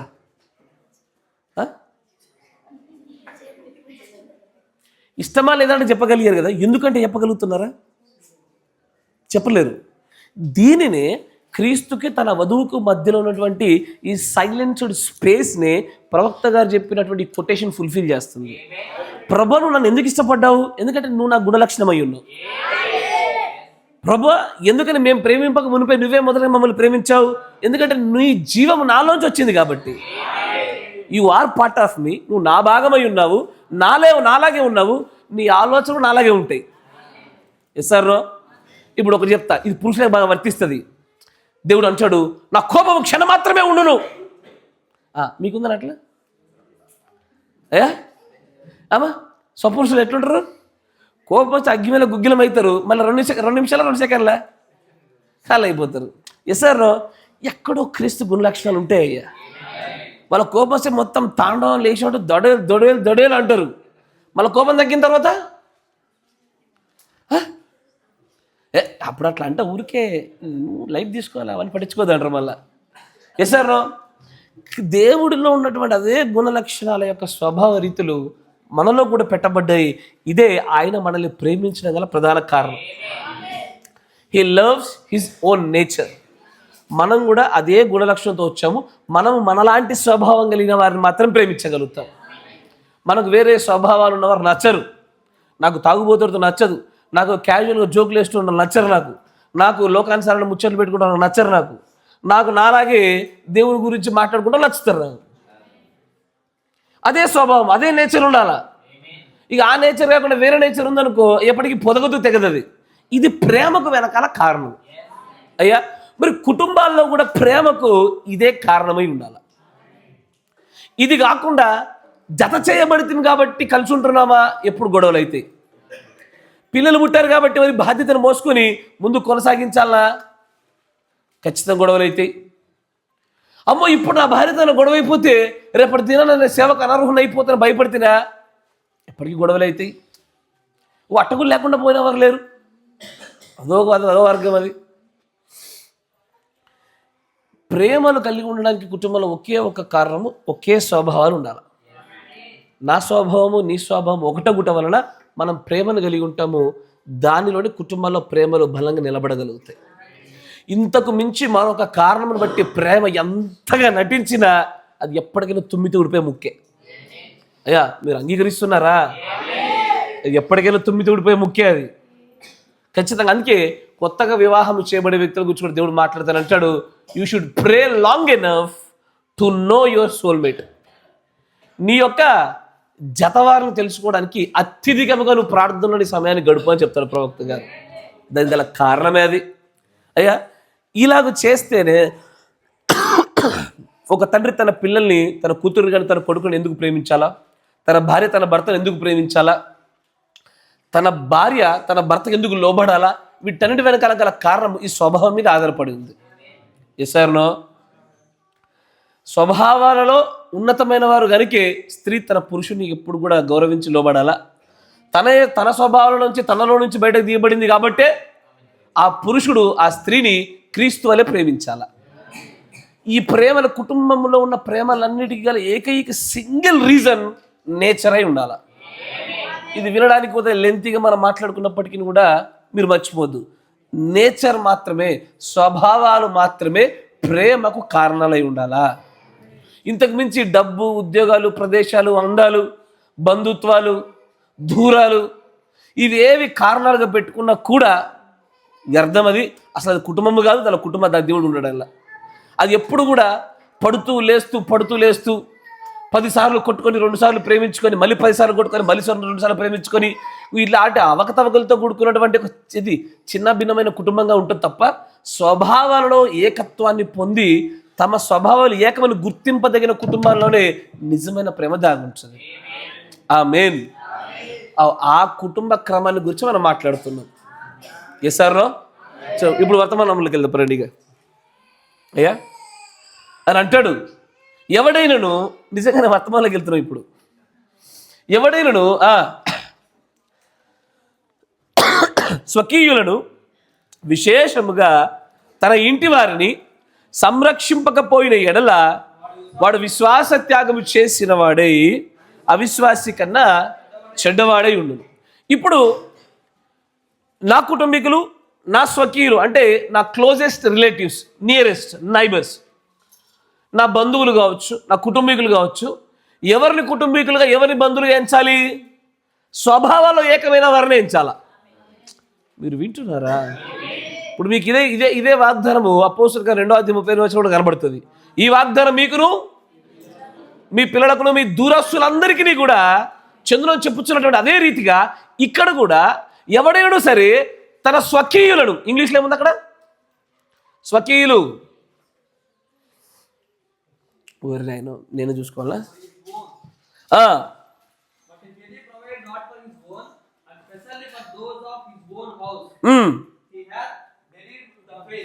Denied the faith and worse than the infidel. ఎవరైతే తన సొంత స్వకీయులను, తన గృహస్థులను, తన దగ్గరి వారిని, తన బంధువులని, తన సొంత వారిని, వీరిని కనుక సంరక్షించుకోవడంలో కనుక ఫెయిల్ అయిపోతే, నేను అడిగేదంటే ఈ సంరక్షణ ఆత్మీయమా భౌతికమా? అయ్యా నీ ఇంటి వారిని, నీ దగ్గర వారిని సంరక్షించడానికి గురించి మాట్లాడుతున్నారు చూసారా? ఇది ఆత్మీయం భౌతికమా? ఆత్మీయమే, ఆత్మీయం గుండా భౌతికము. ఆత్మీయతలో ఒక ఆజ్ఞ ఉంది. ఏమని? నీ సహోదరుడు నానాటికి తిండి లేకుండా ఉన్నప్పుడు నువ్వు కడుపు నుండి తినుంట న్యాయమేనా? వాడికి చలేస్తున్నప్పుడు చలిగాచుకొని చెప్తావా, లేకపోతే ఆడి దగ్గరికి వెళ్ళి దుప్పటిస్తావా? ఇయ్యాలా? ఇది సంరక్షించడంలో భాగమే. ఆత్మీయతలోనే ఆ భౌతికమైనటువంటి బాధ్యతలు కూడా అది ఇమిడ్చబడి ఉంది. ఈ ఈ బాధ్యతలు నీ సొంత ఇంటి వారికి, నీ దగ్గరి బంధువులకును, వీళ్ళందరికీ సంబంధించింది. Yes or no? అయ్యా మీకు అర్థమవుతుందా? ఇప్పుడు ఇక్కడ వస్తుంది అసలు గొడవ. ఏమని? భర్త ఉంటాడు, ఇప్పుడు భార్యతో అంటాడు, ఇక ఏమని? వాక్యం చెప్పలేదా మన బంధువులందరూ కూడా కాపాడుకోవాలని? కాబట్టి ఇక మా పిన్ని వాళ్ళు వచ్చారు, చలో సేవ చేయి. ఏంది? నా పిన్ని వాళ్ళు వచ్చారు, సేవ చేయి. ఇప్పుడు స్త్రీ అంటది, వాక్యం చెప్పలేదా మన బంధువులందరూ మనోళ్ళేనని? ఇగో మా బాబాయ్ వాళ్ళు వచ్చారు, చలో వీళ్ళకి అన్ని తీసుకురా అంటారు. మీరు వింటున్నారా? ఖచ్చితంగా ఇటువైపున కొంతమంది బంధువులు ఫీల్ అవుతారు, ఇటువైపున కొంతమంది బంధువులను ఫీల్ అవుతారు. కానీ నువ్వు బంధువులు స్వకీయులని ఫీల్ అవ్వాల్సింది ఎవరినై అంటే స్వభావాలలో ఏకీభవించబడిన వారు మాత్రమే స్వకీయులు. వాడు అన్యుడై ఉంటే నాకెందుకు స్వకీయుడు అవుతాడు? వాడు తప్పుడు బోధలు ఉంటే వాడిని నా ఇంటికి చేర్చుకుంటే తప్పని చెప్తుంటే స్వకీయుడెట్ అవుతాడు. ఈ బోధ కాకుండా మరో బోధ వస్తే వాడిని ఇంట చేర్చుకోవద్దని దేవుడు వాక్యం చెప్తా ఉంటే వాడు స్వకీయుడు ఎందుకు అవుతాడు? వాడు లేదు, అయినా వాడిని స్వకీయుడిగానే పెట్టుకోవాలా. ఎక్కడైతే సువార్తకు మాత్రమే అవకాశం ఉంటుందో అక్కడ మాత్రమే మార్గాలు తెరవాలి. మీరు నా మాట మీకు అర్థమవుతుంది కదా? పౌలు గారు చేసింది కూడా ఎండకు ఎండ, వానకు వాన, గ్రీస్ దేశ, అన్యుడికి అన్యుడికి ఎందుకున్నాడంటే సువార్త తలుపుల కొరకు మాత్రమే తప్ప మిగిలిన వాటి కోసం పెట్టలేదు.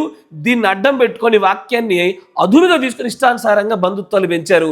వాళ్ళందరిపై లెక్కప్ప చెప్తారు మీరు.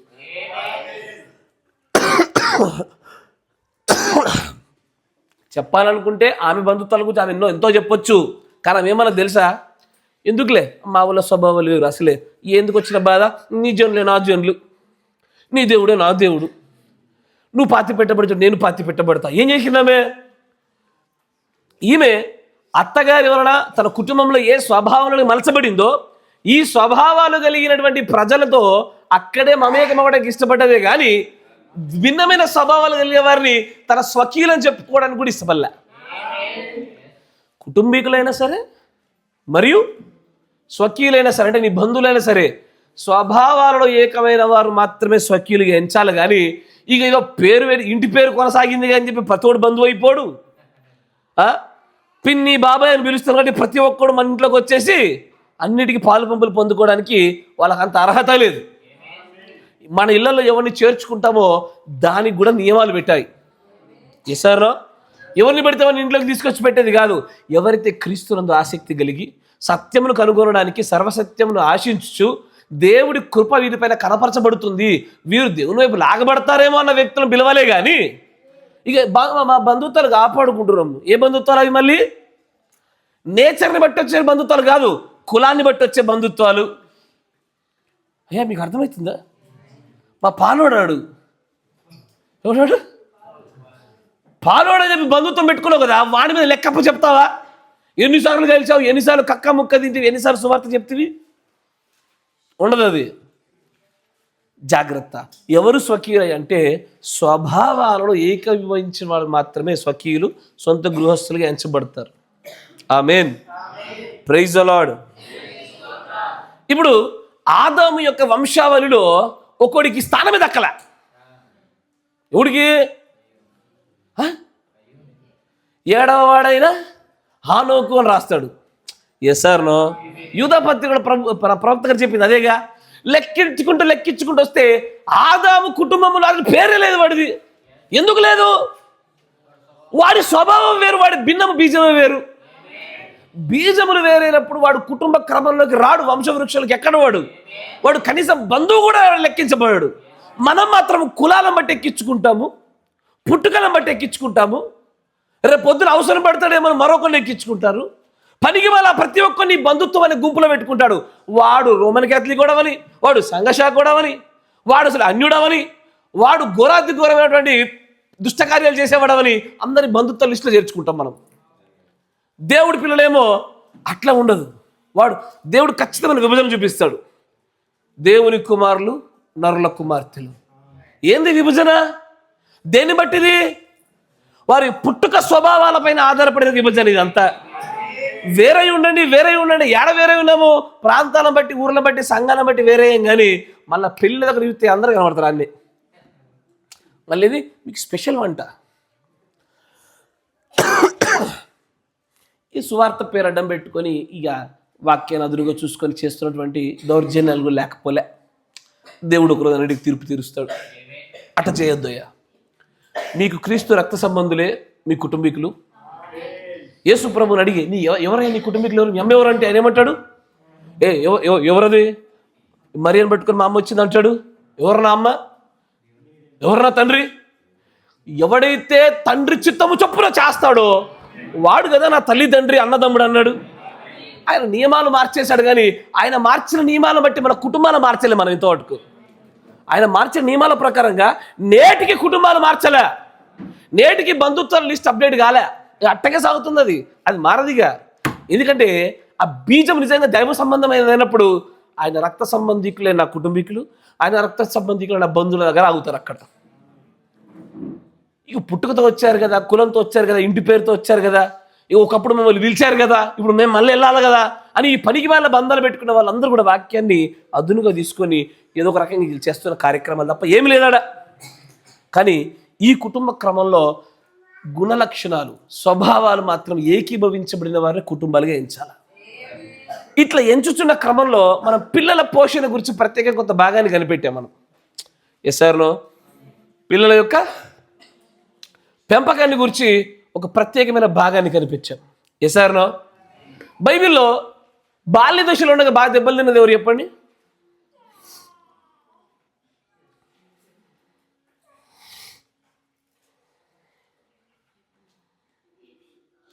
మీకు అర్థం కాలేగా? బైబిల్లో బాల్య దశలో ఉండగా బాగా దెబ్బలు తిన్నది ఎవరు? క్రమశిక్షణ విషయమే దెబ్బలు తిన్నది ఎవరు?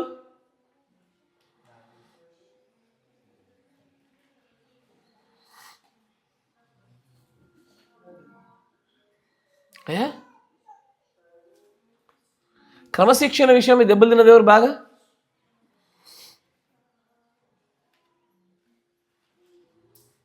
తిరుగుతున్నాయి పేజీలు, తిరుగుతున్నాయి బ్రెయిన్లని.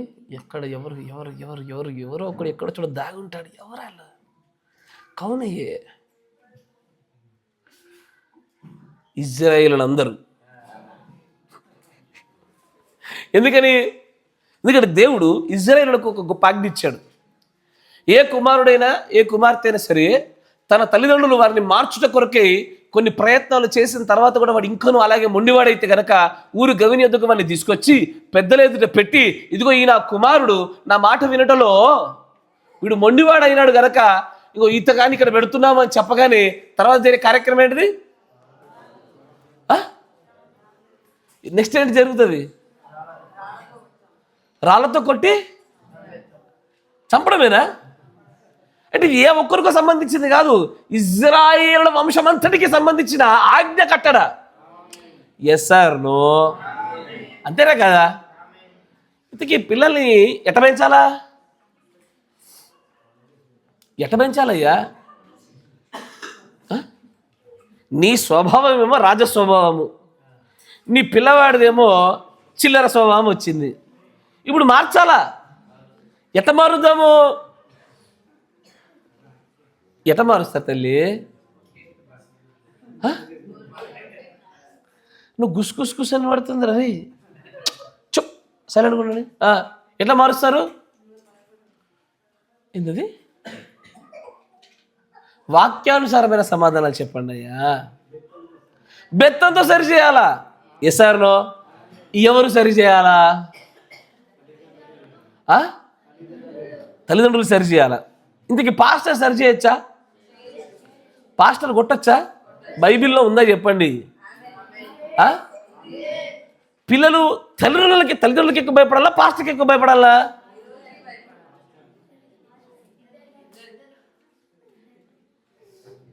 మళ్ళా వర్త మన పాత చెప్పించుకుంటే ఉన్నారు మీరు, కొత్త దగ్గర పోయేటట్టు లేరుగా.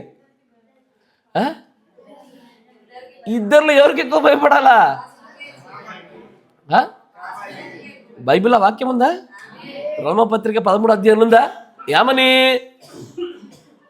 పిల్లలు ఖచ్చితంగా ఆత్మ సంబంధులైనటువంటి కాపురులకు భయపడాలా. పిల్లలే కాదు, పెద్దలు కూడా భయపడాలా. వారు ఊరికే ఖడ్గమును ధరించారు.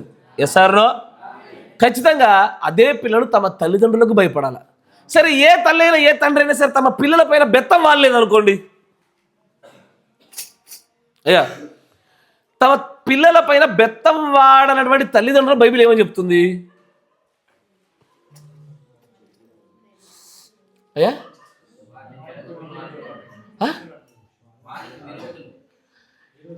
ఎగ్జాక్ట్లీ, వానికి విరోధులు మరియు శత్రువుడై ఉన్నారు. వాడి పాదములు పాతాళం వైపు అడుగులు వేయుటలో వీరే కారకులు అన్నాడు ఆయన. ఇక్కడ బాగానే ఉంటుంది. ఇక్కడ కొద్ది చిన్న స్టార్ కండిషన్స్ అప్లై దగ్గర పెడితే అబ్బాయిని కాదు కూతుర్లను కొట్టే వాళ్ళ గురించి మాట్లాడాలి కాసేపు. ఎందుకంటే మేము ఆ కొడుకులను కొడతామయ్యా అంటే లేకపోలేదు. కూతుర్లని కొడతారా? నిన్ను కొడతారు అందరు. ఆగురు, నీకు ఎందుకు గుట్టి చప్పుడు కాకుండా నిమ్మలంగా ఒకరోజు కూతుర్లని. ప్రవక్త తన కూతురుని కొట్టిన సందర్భం గురించి మాట్లాడే జ్ఞాపకం ఉందా? చెప్పారా?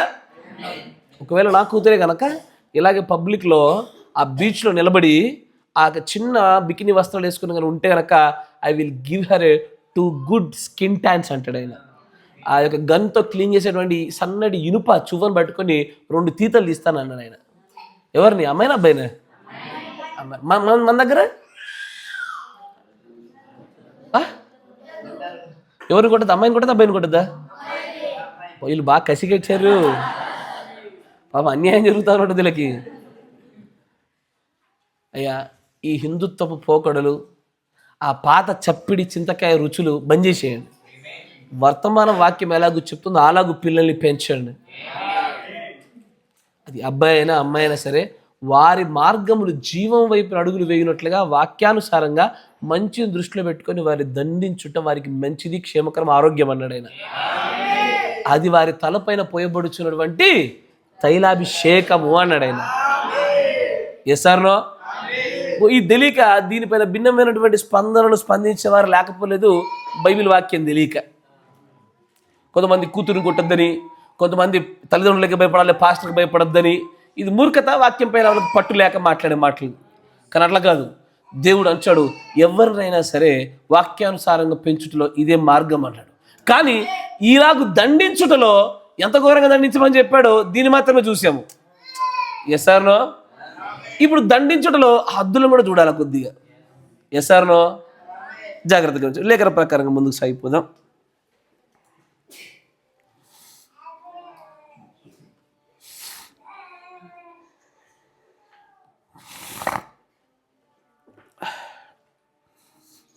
ఎఫెసీ రాసిన పత్రిక 6వ అధ్యాయం 4వ వచనం.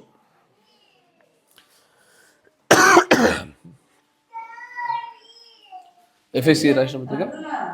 తండ్రులారా, మీ పిల్లలకు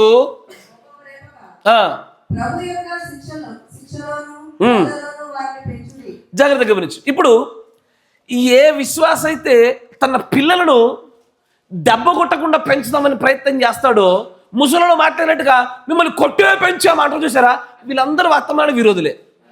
వీళ్ళు ఎవ్వరు మాట్లాడే ఏ మాటలో వాక్యం లేదు. వీరు pure anti Christ. Anti Christ అంటే ఏంటిది? వాళ్ళ తర్జమా కాదు, అంత్యక్రీస్తు, వాక్య విరోధి. ఎస్ఆర్నో? అంత్యక్రీస్తులో మొదటి దశ ఏది?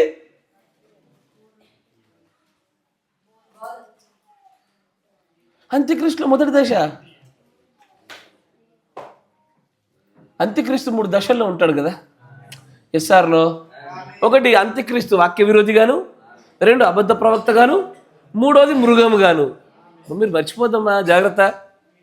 దాంట్లో వాక్యములో లేని విషయాలను సిద్ధాంతాలుగా బోధిస్తారు. ఎస్ఆర్నో?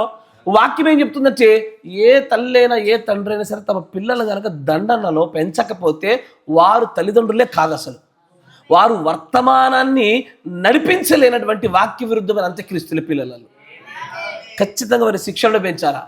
కానీ వారిని దండనలో శిక్షణలో పెంచేటప్పుడు కొన్ని జాగ్రత్తలు తీసుకోవాలి. ఏంటి ఆ జాగ్రత్త అంటే, నీ పిల్లలకు కోపము రేపక. అయ్యా, అసలుకే కొట్టకుండా ఉంచేవారు కొంతమంది, వీళ్ళు వాక్య విరుద్ధులే.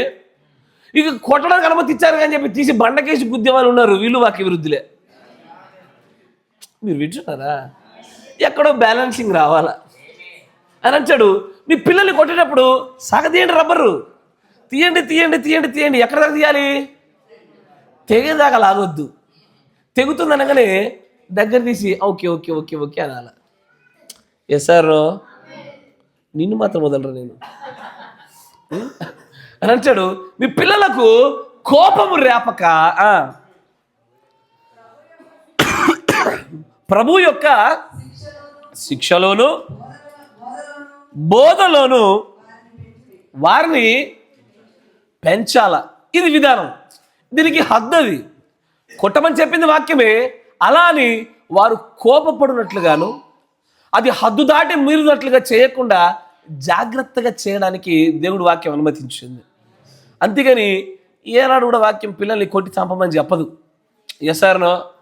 కానీ ఎట్లుంటో చెప్పనా, భాగస్వాములు ఎవరో ఒకరు అరే దేవుడు వాక్యము చెప్పినట్టు ప్రకారం మన పెద్ద పెద్ద పిల్లలు పాడేస్తారని చెప్పి దెబ్బేశారనుకోండి, అమ్మో కొట్టిర్రు కొట్టిర్రు చచ్చింది చచ్చిపోయి ఇక చంపినంత పని చేస్తారు.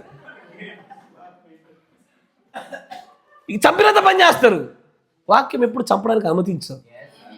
వారికి బుద్ధి నేర్పుట కొరకైన శిక్ష మాత్రమే అనుమతించబడుతుంది, కానీ చంపుటకు ఎప్పుడు అనుమతించదు. ఇదే విషయాన్ని మరో చోట చూస్తాను. చూడండి, కొలస్సీ రాసిన పత్రిక 3:21.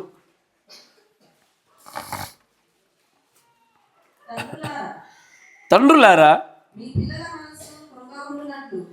మీ పిల్లల మనస్సు కృంగకుండునట్లు కోపము పుట్టించొద్దు. రారన్న చర్చి కంటే రారు. ఏం చేయాలా? సాక్షక్యంగా మెల్లగా తీసుకురావాలా. టపా అని కోపం లేపితేమా రబ్బర్ తెగిపోయా. ఎస్ సార్, వారు ఇంగ్లీష్లో ఏముంటుందంటే, ఇంగ్లీష్ చదవండి ఒకసారి. Fathers provoke not your children. అక్కడ నిరుత్సాహం అనేది ఏర్పడేంత వరకు కూడా మీరు వారిని అంతగా ప్రేరేపించబోవద్దు అంటాడు ఆయన. ఇటు నిరుత్సాహము రాకుండా, ఈ ఉత్సాహం మరి ఎక్కువగా కాకుండా బ్యాలెన్స్డ్గా తీసుకెళ్ళగలగడమే ఈ రోజున తల్లిదండ్రులు తమ పిల్లల పట్ల చేయదగిన విషయం. అందరి పిల్లలు ఒకేలా ఉంటారా? ఉండరు. కానీ పుట్టిన ప్రతి పిల్లోడు మూఢతతోనే జన్మిస్తాడు అని వాక్యం చెప్తా ఉంది. జన్మించు ప్రతి బాలుడు బాలిక మూఢతతోనే పుడతారు. ఆ మూఢత పోగొట్టేది ఏది? బెత్తము. బైబిల్ ఉన్నది చెప్పాలి. బెత్తమే వారి మూఢతను దూరం చేసేది. ఇది దూరం చేసేప్పుడు కొంతమందికి 10 దెబ్బలు అవసరం పడతాయి, కొంతమందికి 2 సరిపోతాయి, కొంతమందికి 100 అవసరం పడతాయి, బిల్లి అల్లాడికి 1000 అవసరం పడతాయి. ఎన్నైనా అవసరం పడవచ్చు. కానీ ఆ అవసరం పడుతున్నటువంటి ఆ విధానాన్ని తల్లిదండ్రులు గాను వారిని శిక్షలో పెంచుతున్న కాపురులు గాను వారు గుర్తించి వారు సరైన శిక్షణ మార్గంలో ఎదుగునట్లుగా నిరుత్సాహపడకుండాను అలా అని చెప్పేసి పూర్తిగా స్వతంత్రతలు విచ్చలవిడిగా వారి వదిలిపోయినట్లుగా కాకుండా బ్యాలెన్స్డ్ నడపగలిగేటువంటి ఆ చాకచక్యం రాగలగాల. ఇది పెంపకంలో తల్లిదండ్రులు కాపరి ఇరువురు కూడా జాగ్రత్తగా చూసి చేస్తే తప్ప మన పిల్లల్ని ప్రస్తుతం ఉన్నటువంటి ఈ యొక్క వాతావరణం మనం కాపాడలేం. బయట ఉన్నటువంటి ప్రపంచంలో వారు ఉన్నటువంటి పరిస్థితుల్లో ఏ దెబ్బ కొట్టకుండా పెంచి చూడు, ఖచ్చితంగా ప్రేమ, దోమ, డ్రగ్స్, ఆల్కహాల్ అంటారు. శాంత కొడుతూనే ఉండు, నీ ముందు మంచి బాళ్ళు అవుతారు, వెనకాల మొత్తము వారు విషరూపాలు బయటపడుతూ ఉంటాయి. బ్యాలెన్స్డ్గా మెయింటైన్ చేయగలగాల. మనం ఏది విత్తుతామో ఇప్పుడు ఖచ్చితంగా దాన్ని కోస్తాం. ఎస్ సార్, నేను విత్తింది ఖచ్చితంగా కోస్తా. ఇప్పుడు నేనుండి ఎదిద్దగాడికి ఎలీషా బల వచ్చినట, నేను లేనని చెప్పాను అబద్ధాలు నేర్పించిన వీడికి. ఇది నేను లేనని చెప్పన్నా, వాడు నేను చెప్పినట్టే చెప్తాడు. వెంటనే సంశయం బరిచాట, నేను పండుకున్నాను చెప్పు. అయిపోయా. నేనేం చేశాను తెలుసా? నాకు తెలియకుండా నాకు వచ్చిన పామును పోషించా. రేపు పొద్దున వీడు ఎవరి దశకు రాగానే ఏ అబద్ధాలు నాకు రివర్స్ అవుతాయి. Same story. ఏ అబద్ధాలైతే నేను నేర్పిస్తానో అయ్యే అబద్ధాలు నాకు వాడతాడు విచిత్రంగా. ఏరా దొంగతనం చేసామంటే అస్సలు చేరుడాడు అంటాడు నా మీదకి వాడు. ఇదే జరిగేది. కాకపోతే ఒకే స్వభావం కలిగిన వారిగా మన పిల్లలను పెంచుటలో అన్నిటికంటే ప్రాముఖ్యము భార్యాభర్తలు మొట్టమొదటిగా ఒకే స్వభావం కలిగిన వారిగా మార్చబడాలి. నేను 100 కుటుంబాల్లో కూడా పరిశీలనాత్మకంగా చూసినప్పుడు భిన్నమైనటువంటి స్వభావాలు కలిగినటువంటి భార్యాభర్తలు పిల్లల పెంపక పోషణ విషయంలోనే వాళ్ళ 100 గొడవలు ఆధారపడ్డాయి. ఇలా పెంచాలని భార్య అంటే కాదని భర్త, ఇలా పెంచాలని భర్త అంటే కాదని భార్య, ఇక్కడనే గొడవల కారణాలైనాయి. చివరికి నా పిల్లల్ని నేను కొట్టుకుంటానికి అడిగిపోతుంది అది. నమ్మటం వింటున్నారా? ఎందుకని ఈ పిల్లల పెంపక పోషణ విషయంలో ఏకాభిప్రాయం ఎందుకు రాలేదరా బెచ్చ అంటే భార్యాభర్తలకు మొదటగా స్వభావాల్లో ఏకాభిప్రాయం రాలే. ఇక్కడ ఏకాభిప్రాయం మొదటగా ఏర్పడితే పిల్లల పెంపకాల విషయంలో ఏకాభిప్రాయం వస్తుంది. అప్పుడు ఆ పిల్లలను మార్చడం చాలా సులభం అయిపోతుంది. ఇప్పుడు ఏమైపోతుందంటే తల్లేమో బాగా మార్చాలని ఆశపడుతుంది, తండ్రి ఏమో కొంత మెత్తగా ఉన్నాడనుకోండి, తల్లి మార్చాలని చెప్పి ఒక దెబ్బ కొట్టిన ప్రతిసారి తండ్రి యొక్క కాళ్ళను కలుగుకొని దాక్కుంటారు వీళ్ళు. దాక్కొని కొట్టినప్పుడు డాడీ డాడీ కాపాడు అంటారు వీళ్ళు. డాడీ హీరో అయిపోయా, అమ్మేమో విలన్ అయిపోయా, పిల్లల నాశనం అయిపోయా. అంతేగా? ఎప్పుడైతే తల్లిదండ్రులు ఇరువురు కూడా స్వభావాలలో ఏకత్వాన్ని కలిగి ఉన్నప్పుడు పిల్లలకు తప్పించుకునే అవకాశం లేదు. ఇక ఎసారో ఇట్లాగే ఒకసారి మన దగ్గర ఒక అనుకోకుండా సహజాతీతమైన సంఘటన ఒకటి జరిగింది. ఇట్లనే పిల్లలు తప్పు చేస్తూ ఉన్నారని కొంత మెత్తటైనటువంటిగా బ్లూ కలర్ ఒక బెత్తం వాడుతుంటే మనలో ఉన్న ఒక కుమారుడు పాపం పాయింట్ ఇట్లా పైకి పట్టుకొని వామ్మల్లో వాయల్లో అయ్యల్లో అవ్వల్లో అని ఇట్లా పడి రోడ్డు మీద అరుచుకుంటూ పోతే ఊరలందరూ అన్న చూస్తారు. నేను అనుకున్నా సరేలే ఇది కొద్దిగా మనకు తేడా కొడుతుందిలే, ఇక 10 మంది 10 మాటలు అంటారులే మనకి ఎందుకులే అని నేను అనుకున్నా. తర్వాత తెలిసింది ఏంటంటే 15 నిమిషాలకి బిడ్డ ప్రత్యక్షమైంది. మళ్ళీ ఎందుకు ప్రత్యక్షమైంది అని చెప్తే నాకు బాగా నచ్చింది ఆ విషయం. ఏంటంటే వాళ్ళ తల్లిదండ్రులు ఏమన్నారంటే, పాస్టర్ కొడితే ఇంటి కూరికి వస్తావా నువ్వు, కొట్టినా చంపినా అక్కడే ఉండాలని వాళ్ళ నాన్న. ఇప్పటికిప్పుడు నువ్వు ఇల్లు ఖాళీ చర్చుకోకపోతే మందు తాగి చచ్చిపోతాను వాళ్ళ అమ్మ. వాడికి ముందు నువ్వు వెనకగోయి అయిపోయి టపాన్ని తీసుకొచ్చిర్రు. నిజంగా చెప్తా దేవసాక్షిగా ఆ రోజు నుంచి వాళ్ళు చాలా మార్పు వచ్చింది. ఆ తర్వాత నుంచి వాడిని కొట్టింది కూడా తక్కువే. ఎప్పుడైతే పిల్లలకు తప్పించుకునే అవకాశం లేదని తెలుస్తుందో మార్పు వైపు అడుగులేస్తారు. ఇప్పుడు మనము పాస్టర్ కొట్టిండా రో రో రా ఎరుగ కూర్చో అని కొంగ దాచిపెట్టుకునే తల్లి ఒకరు, కొట్టిడో అని అడిగే తండ్రి ఒకడు. ఇది ఏమవుతుంది?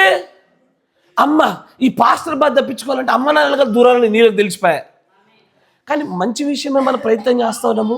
జీవోత్పత్తి గుట్టలో వాక్యానుసారంగా నడకలు వేస్తున్నాం మన విషయంలో. ఇక్కడ పొరపాటు జరిగినప్పుడు ఏం జరుగుద్ది? ఎప్పటికైనా సరే ఎక్కడ తమ క్షేమము వారిని కాపాడేటువంటి ఒక స్థలం ఉంటుందో పిల్లలు అక్కడికి జారిపోతారు. కానీ ఎక్కడికి వెళ్ళినా సరే మార్పు తథ్యంరా బాబు అన్నప్పుడు టకాని మారుతారు. నాకు ఆ రోజున 2 తల్లిదండ్రులు చెప్పిన మాట, వాడు తిరిగి వచ్చిన దానికన్నా నాకు చెప్పిన మాట చాలా ఆనందంగా అనిపించింది నాకు. తర్వాత నుంచి చూడండి, అరే పాడిండా, తర్వాత నుంచి చక్కగా ఉన్నారా, ఉంటాడు. ఎందుకు ఉన్నాడు? ఇప్పుడు లేకుండా ఇంటికి వెళ్ళి దాక్కుందామా? మా అమ్మ నాన్న మార్పుకే ప్రాధాన్యత ఇచ్చారు నా దెబ్బల కంటే ఎక్కువ అని వాడికి అర్థమైపోయింది. తెల్లారి నుంచి పాపం చక్కగా ఫోకస్గా వినడము, వాక్యానుసారంగా మలచబడ్డము. ఎక్కడైతే ఆశ్రయపురంగా ఎవరో ఒకరు కనబడతారో తల్లిదండ్రుల్లో, ఇక పిల్లలు మారరు. తల్లి కాపాడేది ఉంటే తల్లి కొంగులు దాక్కుంటారు, తండ్రి కాపాడేవాడి ఉంటే తండ్రిని కలిసి దాక్కుంటారు. కానీ ఇంతకు అక్కడ లేఖనానుసారమైనటువంటి పద్ధతి జరుగుతుందా? ఒకవేళ అవును అనిపించినప్పుడు దానికి ఆమె అప్పచెప్పుటే మేలు. మీ స్టోర్గే ప్రేమలు దైవికమైన ప్రేమల కంటే గొప్పవి కావు. మీ ఫిలియో ప్రేమలు దైవికమైన ప్రేమ కంటే గొప్పవి కావవి. నా మాట వింటున్నారా? మీరు ఏదో ఈ స్టోర్గే ప్రేమలు కుటుంబపరమైన ప్రేమలు చూపి, ఫిలియో ప్రేమ మనుషులకరమైన ప్రేమలు చూపి ఏదో పెద్ద ప్రేమ చూపించామనుకుంటాము. కానీ దేవుడు అంటాడు, చివరిగా ఆయన ఎన్నికలు తీసుకునేది అగాపే ప్రేమ ఒక్కదాన్నే.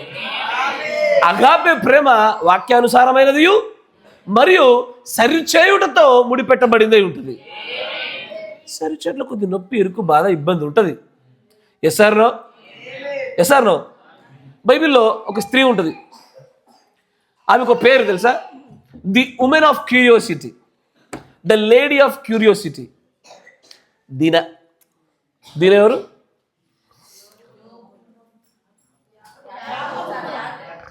దీన కౌనే? యాకోబు అతని యొక్క గోత్రికుల్లో ఒక్క కుమార్తె. సడన్గా ఒక రోజు ఏం జరిగిందంటే ఇట్లాగే కుమార్తెగా మెల్లగా క్యూరియాసిటీ ఎక్కువైపోయింది. చక్కగా మెల్లగా అలాగ తిరుగుద్దాం వెళ్ళిపోయింది.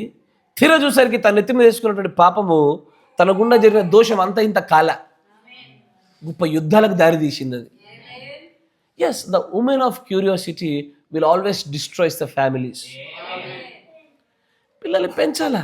బైబిల్ ఆడపిల్లల విషయంలో ఎంత కఠినంగా ఉండదు తెలుసా? బైబిల్ వారు వివాహమైన తర్వాత కూడా వారి యొక్క పరిశుద్ధత యొక్క సంబంధించినటువంటి పరీక్ష నిలబడేవి. ఒకవేళ అలా గుర్తులు కనబడకపోతే చంపేవారు. దేవుడిచ్చిన ఆజ్ఞలు అవి. అంత కఠినమైనటువంటి బోధ శిక్షణ ఉంటేనే వారు అలాగున భక్తులు నడవగలుగుతారని దేవుడే నిర్ణయిస్తుంటే మనము స్వతంత్రతనిచ్చి మేము పెంచితేనే మీరు టైర్రా, మేము కొడితేనే మీరు టైర్రా. నువ్వు పెంచినప్పుడు ఆత్మలు తక్కువ ఉంటాయి, ఇప్పుడు ఎక్కువైనాయి ఆత్మలు. అప్పటికి ఇప్పటికి సోషల్ మీడియా ప్రభావాలు పెరిగాయి. అప్పట్లో పోరాగాళ్ళు 6th 7th I love you చెప్పుకుని ఇప్పుడు ఫస్ట్ క్లాస్కి ఐ లవ్ యూ విసిరేస్తున్నారు. ఫస్ట్ క్లాస్కే మొన్న కూడా చెప్పట్టే అన్న పిల్లోడు ఐ లవ్ అని విసిరేషన్ అనబట్టే. ఎవరికి రా అన్న? నాకు అన్నాడు. ఏ క్లాస్ అంటే? నువ్వే క్లాస్, ఫస్ట్ క్లాస్. ఊర్రి ఫస్ట్ క్లాస్కి పేపర్లు ఐ లవ్ యూ విసురుతున్నారా? మనం ఇంకెంత బలంగా పెంచాలి వారిని మనం క్రీస్తులో ఒకే స్వభావం కలిగిన మనం మలచబడుతున్నప్పుడు అదే మలుచుటలో అదే స్వభావం కలిగే వారి మన పిల్లల్ని మలుచుటలో ఇంకెంత శక్తి అవసరమై ఉండాలా? ఆ శక్తి నా సొంత అభిప్రాయాలను బట్టి జరగదు, కానీ వాక్యం యొక్క పద్ధతుల ప్రకారంగా జరుగుతుంది. వాక్యం ఏమి సెలవిచ్చింది అలాగ సెలవిచ్చుట, అది చేయుట ద్వారా కుటుంబాలు కట్టబడతాయి. అలా కట్టబడకనే ఇంతవరకు మనం ఇంత సమస్యలు ఎదుర్కొన్నాం. ఎసారో పిల్లల్ని దండించాలి, కానీ మరి వారికి కోపం రేపకుండాను వారు నిరుత్సాహపడకుండా ఉన్నట్లుగాను బ్యాలెన్స్ చేయమని బైబిల్ చెప్తా ఉంది. వారిని చావునట్లుగా వారిని కొట్టకూడదని బైబిల్ రాయబడింది. ఈ రెండింటిని బ్యాలెన్స్గా చూసుకోవాలా, ఆచితూచి జాగ్రత్తగా చేయాలా. మరీ సంపూర్ణంగా వాడు కొట్టడు అట్లని చెప్పేసి తప్పు చేశారు కదా మార్చాలి కదా అనే స్పృహ కలిగి ఉండాలి, కానీ ఎట్టగో అందరూ చేస్తున్నారులే అని, ఎందుకులే నొప్పి వస్తుందిలే అని వదిలేయకూడదని చెప్పి బైబిల్ వాక్యం చెప్తా ఉంటుంది. సార్ కొన్ని కొటేషన్స్ కూడా ప్రవక్తగా చెప్పిన కొన్ని సంగతులు మీకు చూపిస్తాను చూడండి. 59-0613. అయ్యా జాగ్రత్తగా గమనించే ఉపాధి గదిలో ముందుకు సాగుతున్నాం ఈరోజంతా.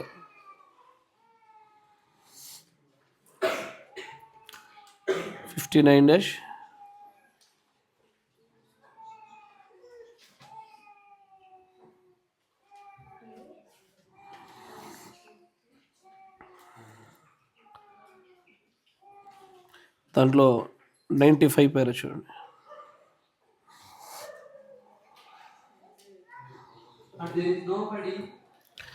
And there is nobody ever deliberately walked into sin without God warning them first. అయ్యా మొట్టమొదటిగా పాపం ఉత్పత్తి అవుతుంది అంటే దేవుడు మొదటగా ఒక హెచ్చరిక ఇవ్వకుండా ఎవ్వరు పాపంలో పడరట. కరెక్టేనా? ఒక పాపం అనేది ఉత్పత్తి అయిందంటే దానికంటే ముందు ఎక్కడో ఒక చోట దేవుడి యొద్ద నుంచి వచ్చినటువంటి హెచ్చరిక ఉంటుంది. ఎట్లా వస్తుంది హెచ్చరిక? వాక్యము గుండానే, వ్యక్తుల గుండానో, దూతల గుండానో, కళల గుండానో, దర్శనాల గుండానో, పాటల గుండానో ఏదో ఒక రూపంలో దేవుడు ఖచ్చితంగా ఒక వార్నింగ్ ఇస్తాడు. ఆ వార్నింగ్ దాటిన తర్వాత పాపం అనేది ఉత్పత్తి అవ్వడం జరుగుతూ ఉంటుంది. ఏదో ఒకటి నీతో మాట్లాడుద్ది. ఈ రోజున యవనస్తులు చాలా మంది ఇక్కడ బయట వింటున్నారు.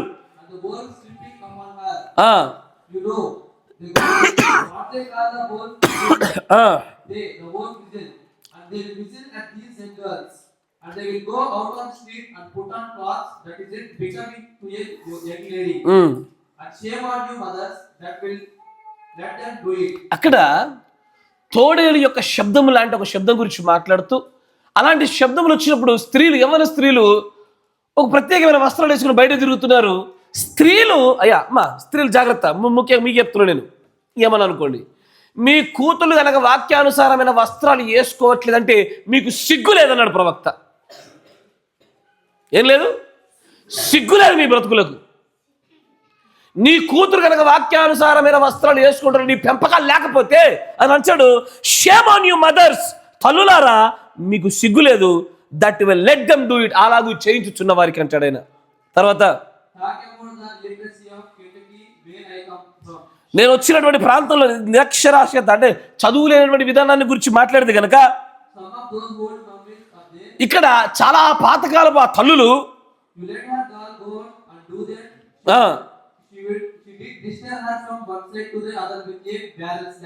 బ్యారెల్ స్లాడ్ అంటే తెలుసా అయ్యా?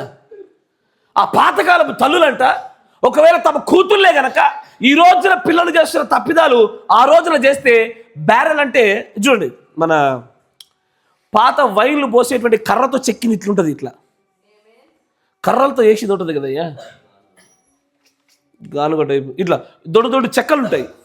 ఈ దొడ్డు దొడ్డు చెక్కలుండి ఇంకో ఈ షేప్లో ఉంటుంది.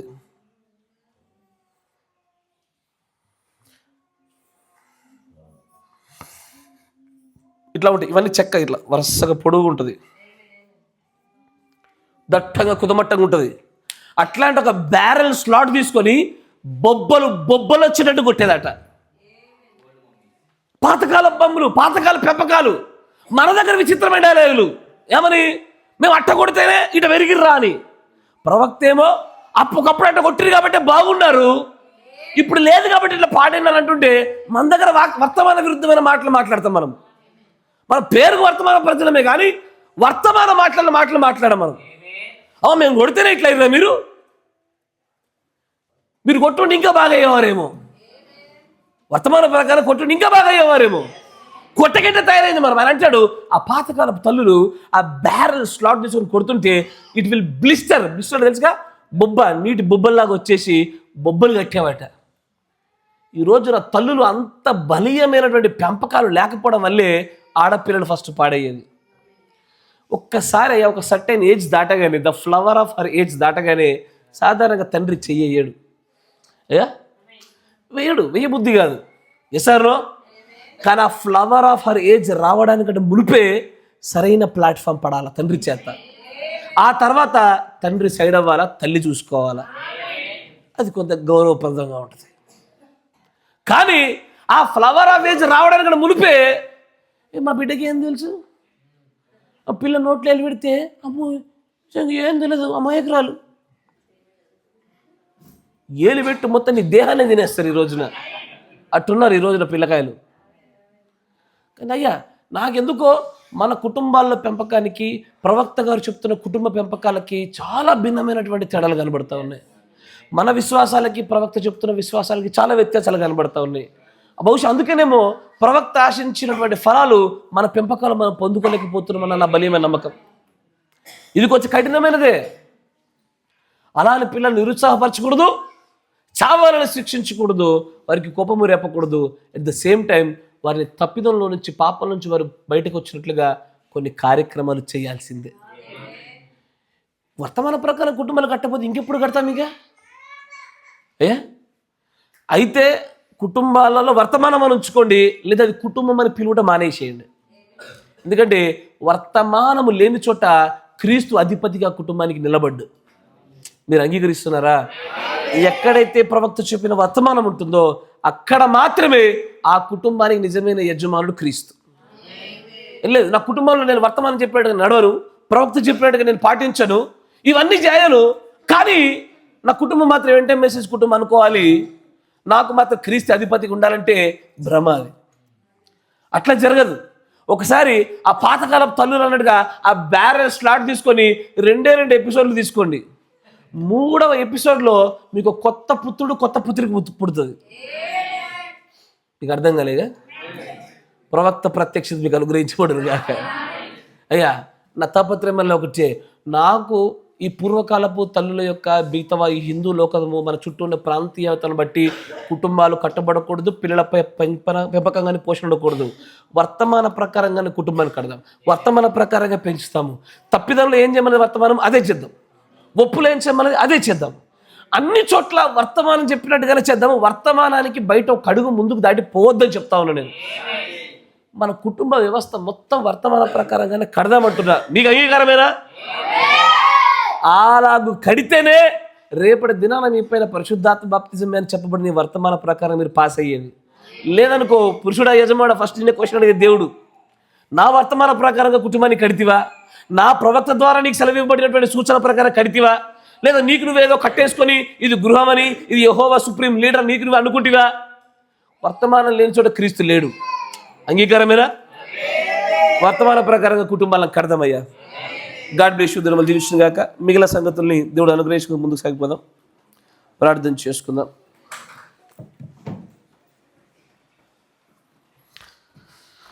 మన మధ్యలో ఉన్నటువంటి సోదరులు పీటర్ బ్రదర్ గారు ప్రార్థన చేస్తారు. స్తోత్రం స్తోత్రం స్తోత్రం స్తోత్రం.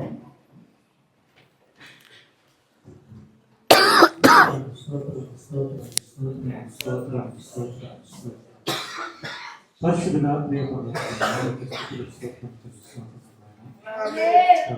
నా జీవితంలో ప్రభా నాయన మరొక దినం నాకు ఇచ్చి సాయంకాల సమయం ముందు ప్రభా ప్రార్థన చేసుకున్నట్టు సర్వోన్నతుడా నీకు సన్నిధానంలో ప్రభావం ఉంచిన విధంగా ఇంత సన్నిధులు ఇంత మంచి భాగ్యంలో ప్రభా నా జీవితంలో ఇచ్చిన దేవానికి కృతజ్ఞత తెలుస్తాను. నిజంగానైనా మీరు మాట్లాడిన విధంగా మీ యొక్క స్వభావంలో ప్రభావం నన్ను మమ్మల్ని చేస్తున్నారు కనుక దేవా మమ్మల్ని ప్రేమించినటువంటి దేవుడు ఆమేన్. మీ యొక్క స్వభావం ప్రభావం ఆయన తండ్రి నాకు పరిపూర్ణం చేయమని ప్రార్థిస్తాను. సర్వోన్నతుడా యేసు క్రీస్తు స్తోత్రములు.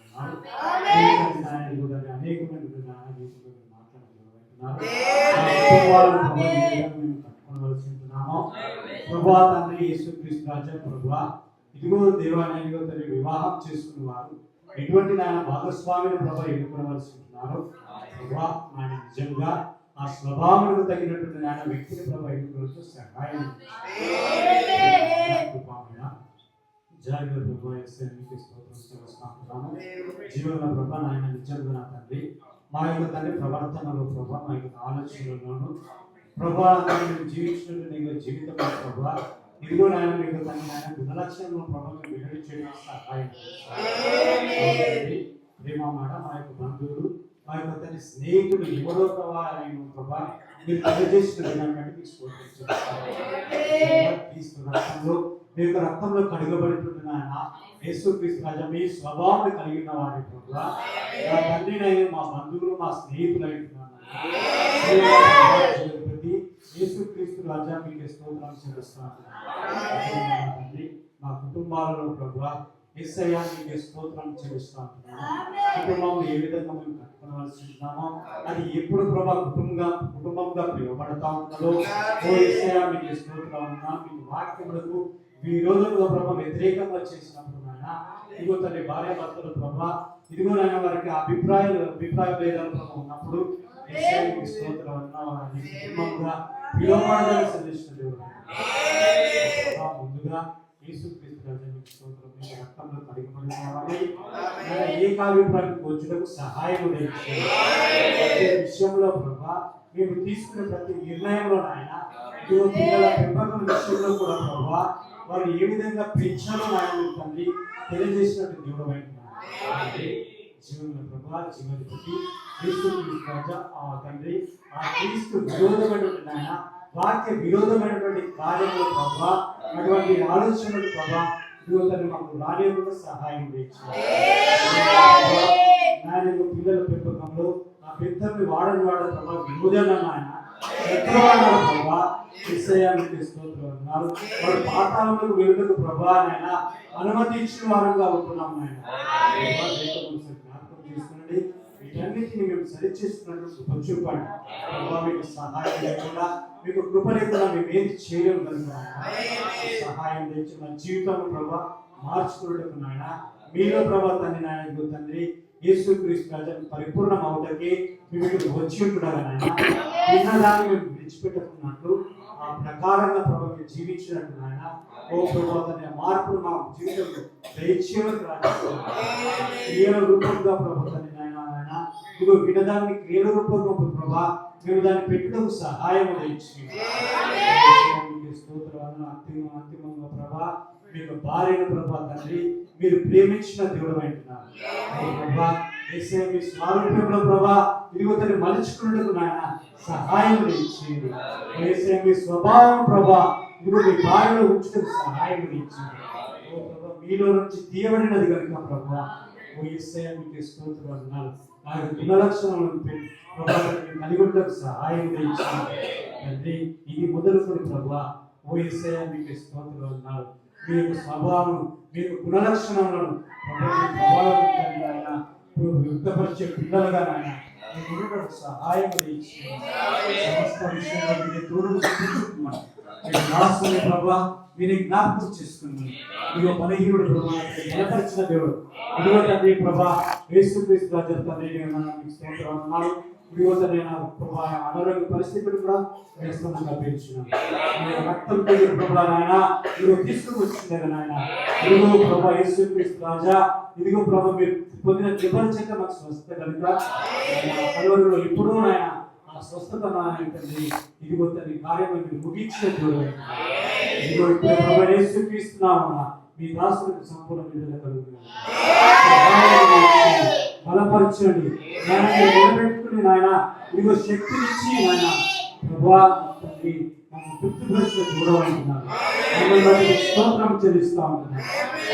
ప్రభా నాయన రేపు జరగబడి ఉన్న నాయన ఆ ప్రయాణంలోనూ జరుగుతున్న నాయన ప్రభా ఆ యొక్క ఆరాధన అంతట్లో జీవన ప్రభా జీవనపతి మీకు పిల్లల ప్రభా ఆహారం కొరిన ఆ పచ్చిక బయలుదేరు ప్రభా తండ్రి నడిపించే దేవుడు కనుక దాసుని ప్రభా పోషించమని నేను దాసుని ప్రభా తండ్రి మీరు బలంగా నిలబెట్టమని ప్రార్థిస్తాను. కృప చూపండి నా తండ్రి నాయన సమస్త విషయంలో మీ నామం రావాల్సిన మహిమ ఘనత ప్రభావం మీరు పొందుకుంది. పరిశుద్ధుడా మహోన్నతుడా కృపా కనికరము కలిగిన తండ్రి మీకు స్తుతులు స్తోత్రాలు చెల్లిస్తా ఉన్నాం ప్రభువా. మా ప్రార్థనలు మా భక్తి మా నడకలు మా జీవితములు మా మాటలు మా తలంపులు చివరికి మా కుటుంబం యొక్క ప్రభు నిర్మాణములు కూడా నీ వర్తమానానుసారంగానే జరగాలని ఆశపడతా ఉన్నాము. ఈ లోకము నాయన మాతో పాటు ఏకీభవించిన మనుష్యులు ఈ వర్గాలు ఏది మాట్లాడినా సరే నీ వర్తమాన ప్రకారంగా ప్రభు నీ ప్రవక్త ద్వారా మాకు అనుగ్రహించిన మార్గాలలోనే మా కుటుంబములను పెంచాలనియు భాగస్వాములు జతపరచబడుటలోను వారు నీ చేత ఇది కుటుంబం అని పిలువబడుటలోను వారు ఏ విధముగా ఒక స్వభావాలలో ఏకమై ఉండాలో అలాగే ఉంటే తప్ప ప్రభు ప్రేమలు ఉత్పత్తి కావను సెలవిచ్చావు నాయన. ఎక్కడైతే ప్రేమ చేత కుటుంబం కట్టబడదో అది అసలు మంచి కుటుంబమే కాదని ప్రవక్త ద్వారా సెలవిచ్చినట్లుగా మంచి కుటుంబాలుగా మా అందరి కుటుంబాలు ఉన్నట్లుగా మొదటిగా భాగస్వాములు నాయన ఇరువురు కూడా ఒకే గుణలక్షణంలోనికి మలచబడే భాగ్యం మాకు దయచేయండి నాయన. అలాంటి స్థితిలోనికి మలచబడిన తర్వాత వారి పిల్లలను కూడా పెంచడంలో కూడా ప్రభు సహాయం దయచేయండి నాయన. స్వనీతులను సొంత బుద్ధిని సొంత జ్ఞానాన్ని లోక పోకడను ఆచారములను ప్రభు ఆధారం చేసుకోనకుండా నీ వర్తమానానుసారమైనటువంటి పెంపకాలలోనే మా జీవితాలను ముందుకు సాగించబడుతూ మా పిల్లలను ప్రభు బలమైనటువంటి ఒక తరముగా మలుచుటలో నీ ఆత్మ సహాయం మాకు కావాలని ఆశపడతా ఉన్నాం. ఆయన ఎన్నడూ పోరాడాలటువంటి గొప్ప పోరాటము ఇప్పుడు ఈ భూమి మీద నిలబడినటువంటి సమయమై ఉంటుండగా పాతాళము తెరవబడి అనేకమైన ఆత్మలు ఈ భూమిపైకి వచ్చి ఉండగా విస్తృతముగా నైనా ఈ ఫ్యాషన్ అయినటువంటి ఈ ప్రపంచం మరింతగా ప్రబలుతూ ఉండగా ఈ ఇంటర్నెట్ అనేటువంటి ఈ యుగములో నిజంగానే ప్రభు యవనస్తులు ప్రభు తమను తాము నిలుపుకోవడానికి వీలు లేకుండా దుష్టుడు వాడు అనేకమైన పన్నాగాలు పన్నుచుండగా వీటన్నిటిని నిలుచుకొని ప్రభా తాలుకొని బలముగా నీ కోసం ప్రభు నిలబడగలిగేటువంటి ఒక యవ్వన తరమును తయారు చేయుటకు మాకు ఇవ్వబడిన ఏకైక మార్గము ఈ వర్తమానమేనయ్యా. ఈ వర్తమాన ప్రకారంగానే మేమును మా భాగస్వాములు మా పిల్లలను మేము పెంచాలని ఆశపడతా ఉన్నాం నాయన. ఈ లోకపోకడలో మనుషులు చెప్పిన ఎన్ని పద్ధతులు గుండా ఎన్ని కార్యక్రమాలు మేము చేపట్టినా అలాంటి ఒక విజయాన్ని మేము వెనడికి సాధించలేము. కానీ ఈ ఆత్మలన్నిటినీ జయించగలిగినటువంటి శక్తి ఆ ఏలియా ఆత్మకు ఉంటుండగా అలాంటి అభిషేకంతో పరిపూర్ణమైనటువంటి నీ క్రీస్తు అభిషేకం వరకు మా కుటుంబాలన్నీ కూడా నింపబడే భాగ్యం మాకు దయచేయండి నాయన. విభేదించేవారు లేకపోలేదు నాయన. ఈ పెంపక పద్ధతిని ప్రభువా ఈ లోకంలో ఉండేటువంటి అన్యులు కూడా ప్రభు ఖచ్చితంగా దీన్ని తృణీకరిస్తారు నాయన. కానీ ఈ వాక్యముతో ఈ వర్తమానంతో నిలబడేవారు ఈ లోకంలో ఉన్న ప్రతి ఒక్కరికి వెర్రివారి వలె కనబడతారు కనుక వీరి విషయంలో మేము వెర్రివారమైనా సరే మా పిల్లలు మాత్రం వర్తమానమే జీవించాలని ఆశపడతా ఉన్నాను. అలాగూ కూడా ప్రభు పెంచుటలో మంచి ఆత్మాభిషేకంతో కూడుకున్న వాక్ శక్తిని, సమయోచితమైన కృపను కుటుంబంలో ఉన్న తల్లిదండ్రులు అందరికీ మీరు దయచేయమని ప్రార్థిస్తా ఉన్నాను. దొరికిన ప్రతి పొరపాటును సరి చేసుకున్న భాగ్యాలు మాకు దయచేయండి నాయన. ఈ యవనస్తులు నీ చిత్తానుసారంగా నివసించుట తల్లిదండ్రుల ఎముకలకు కూడా మంచి సత్తువ అంటా ఉన్నావు నువ్వు. అలాంటి ఒక బలమైనటువంటి జీవితాలు ప్రభు ఈ పిల్లలు కలిగి ఉన్నట్లుగా నాయన మా మేరలో పెట్టబడిన ప్రతి బాధ్యతను మేము సక్రమముగా నెరవేర్పు జరిగించే కృపను మాకు దయచేయండి నాయన. క్రమం లేని కుటుంబం అది కుటుంబమే కాదంటా ఉన్నావు. ప్రతి కుటుంబానికి కూడా ఖచ్చితమైన క్రమం ఉండాలంటా ఉన్నావు. ఆ క్రమం ఏదో కాదు, నీ వర్తమానానుసారమైన క్రమమే నువ్వు ఏర్పాటు చేసిన క్రమమై ఉండగా ఆయన అలాగే మేము పెంచుతున్నాం ఆయన. మమ్మల్ని అందరూ కూడా మీరు రేకెత్తించమని ప్రార్థిస్తాం. దీనివలన మా పిల్లలు ప్రభు జీవం అనే మార్గం వైపు అడుగులు వేస్తారు. మేమందరం కూడా ప్రభు ఒక రోజున మా బాధ్యతల విషయంలో ప్రశ్నలు అడిగినప్పుడు మేము ఖచ్చితమైనటువంటి సమాధానాలతో ప్రభు నిర్దోషం నిలబడగలుగుతామని ఆయన. కనికరం చూపండి ప్రభు. కావలి వేడిగా నాయన నా పని నేను చేస్తా ఉన్నప్పుడు నాయన నీ ప్రియమైన పిల్లలు యజమానులుగా తమ గృహముల పైన వీరు తమ తమ పనులు వారు చేయనట్లుగా వీరు జ్ఞాపకం చేసుకోండి తెలుసు నాయన. ప్రస్తుతం ఉన్నటువంటి అనారోగ్య పరిస్థితుల్లో కూడా ప్రభు సహోదరులు కూడా మీరు జ్ఞాపకం చేసుకోనండి. సహోదరులు ఉన్నటువంటి టైఫాయిడ్ కూడా ప్రభు అయిన యేసుక్రీస్తు నామములో గద్దిస్తా ఉన్నాం. పరిపూర్ణమైన స్వస్థత కుమారుడు అనుగ్రహించబడును గాక. నాకు మీరు అనుగ్రహించినటువంటి స్వస్థతను బట్టి మీకు కృతజ్ఞతాస్తుతులు చెల్లిస్తా ఉన్నాం నాయన. ఇంకను కూడా ప్రభు తెలియపరచబడకుండా నాయన ఇంకా నీతో మొరలిడుతూ స్వస్థత కోసం ఎదురు చూసిన ప్రతి ఒక్కరిని మీ చేతికి అప్పగిస్తా ఉన్నాం నాయన. ఇగో ఈ సమయంలో తమ కుడి హస్తాలు పైకెత్తి నిన్న నేడు నిరంతరం ఏకరీతిగా ఉన్నటువంటి ఆ గొప్ప దేవుడు ఈ క్షణంలో కూడా నన్ను బాగు చేయగలుగుతాడని విశ్వసిస్తున్నటువంటి ఆ విశ్వాసముతో నీ తట్టు చేతులెత్తిన ప్రతి ఒక్క కుమారుని కుమార్తెని చేతికి అప్పగిస్తా ఉన్నాను నాయన. వీరి హృదయంలో అవిశ్వాసం ఏమీ లేకుండా వీరిని కాపాడమనియు నాయన ఈ స్వస్థతకు సరిపడేంత రీతిలో విశ్వాసం అనే ధనమును వీరికి అనుగ్రహించమని ప్రార్థిస్తా ఉన్నాము. ప్రభు అయిన యేసుక్రీస్తు నామములో పరిపూర్ణమైనటువంటి స్వస్థత వీరందరికీ అనుగ్రహించబడును గాక. నమ్మిన వారి వెంబడి సూచక్రియలు వెంబడిస్తే నువ్వు మాటిచ్చావు గనుక నీ మాట చొప్పున ప్రభు నాయన నమ్మిన ప్రతి ఒక్కరు నీ మహిమలు చూస్తారు తండ్రి. నీ క్రియలకు వీరి సాక్షులు అవుతారు నాయన. కనికరం చూపి నా సహోదరుడు చేసిన ప్రార్థనకు వలె మేమందరం కూడా రేపు దినంలో జరగబోతున్న ఆరాధనలో ప్రయాణంలో తోడుగొండి కృప చూపించి కాచి కాపాడి భద్రపరచమని, నీ ప్రియమైనటువంటి పిల్లలు తిరిగి ఇప్పుడు చేయబోతున్న ప్రయాణంలో కూడా తోడుగా ఉండమని, సాతాను ప్రతి తంత్రములు కూడా తీసివేసి నీ దక్షిణ హస్తంతో నీవే కాచి కాపాడి భద్రపరచమని, క్షేమముగా తమ గమ్యస్థానంలో చేర్చమని ప్రభు అయిన యేసుక్రీస్తు నామములో ప్రార్థన చేయుచున్నాము. God bless you. దేవుడు మిమ్మల్ని అందరినీ కూడా దీవించును గాక.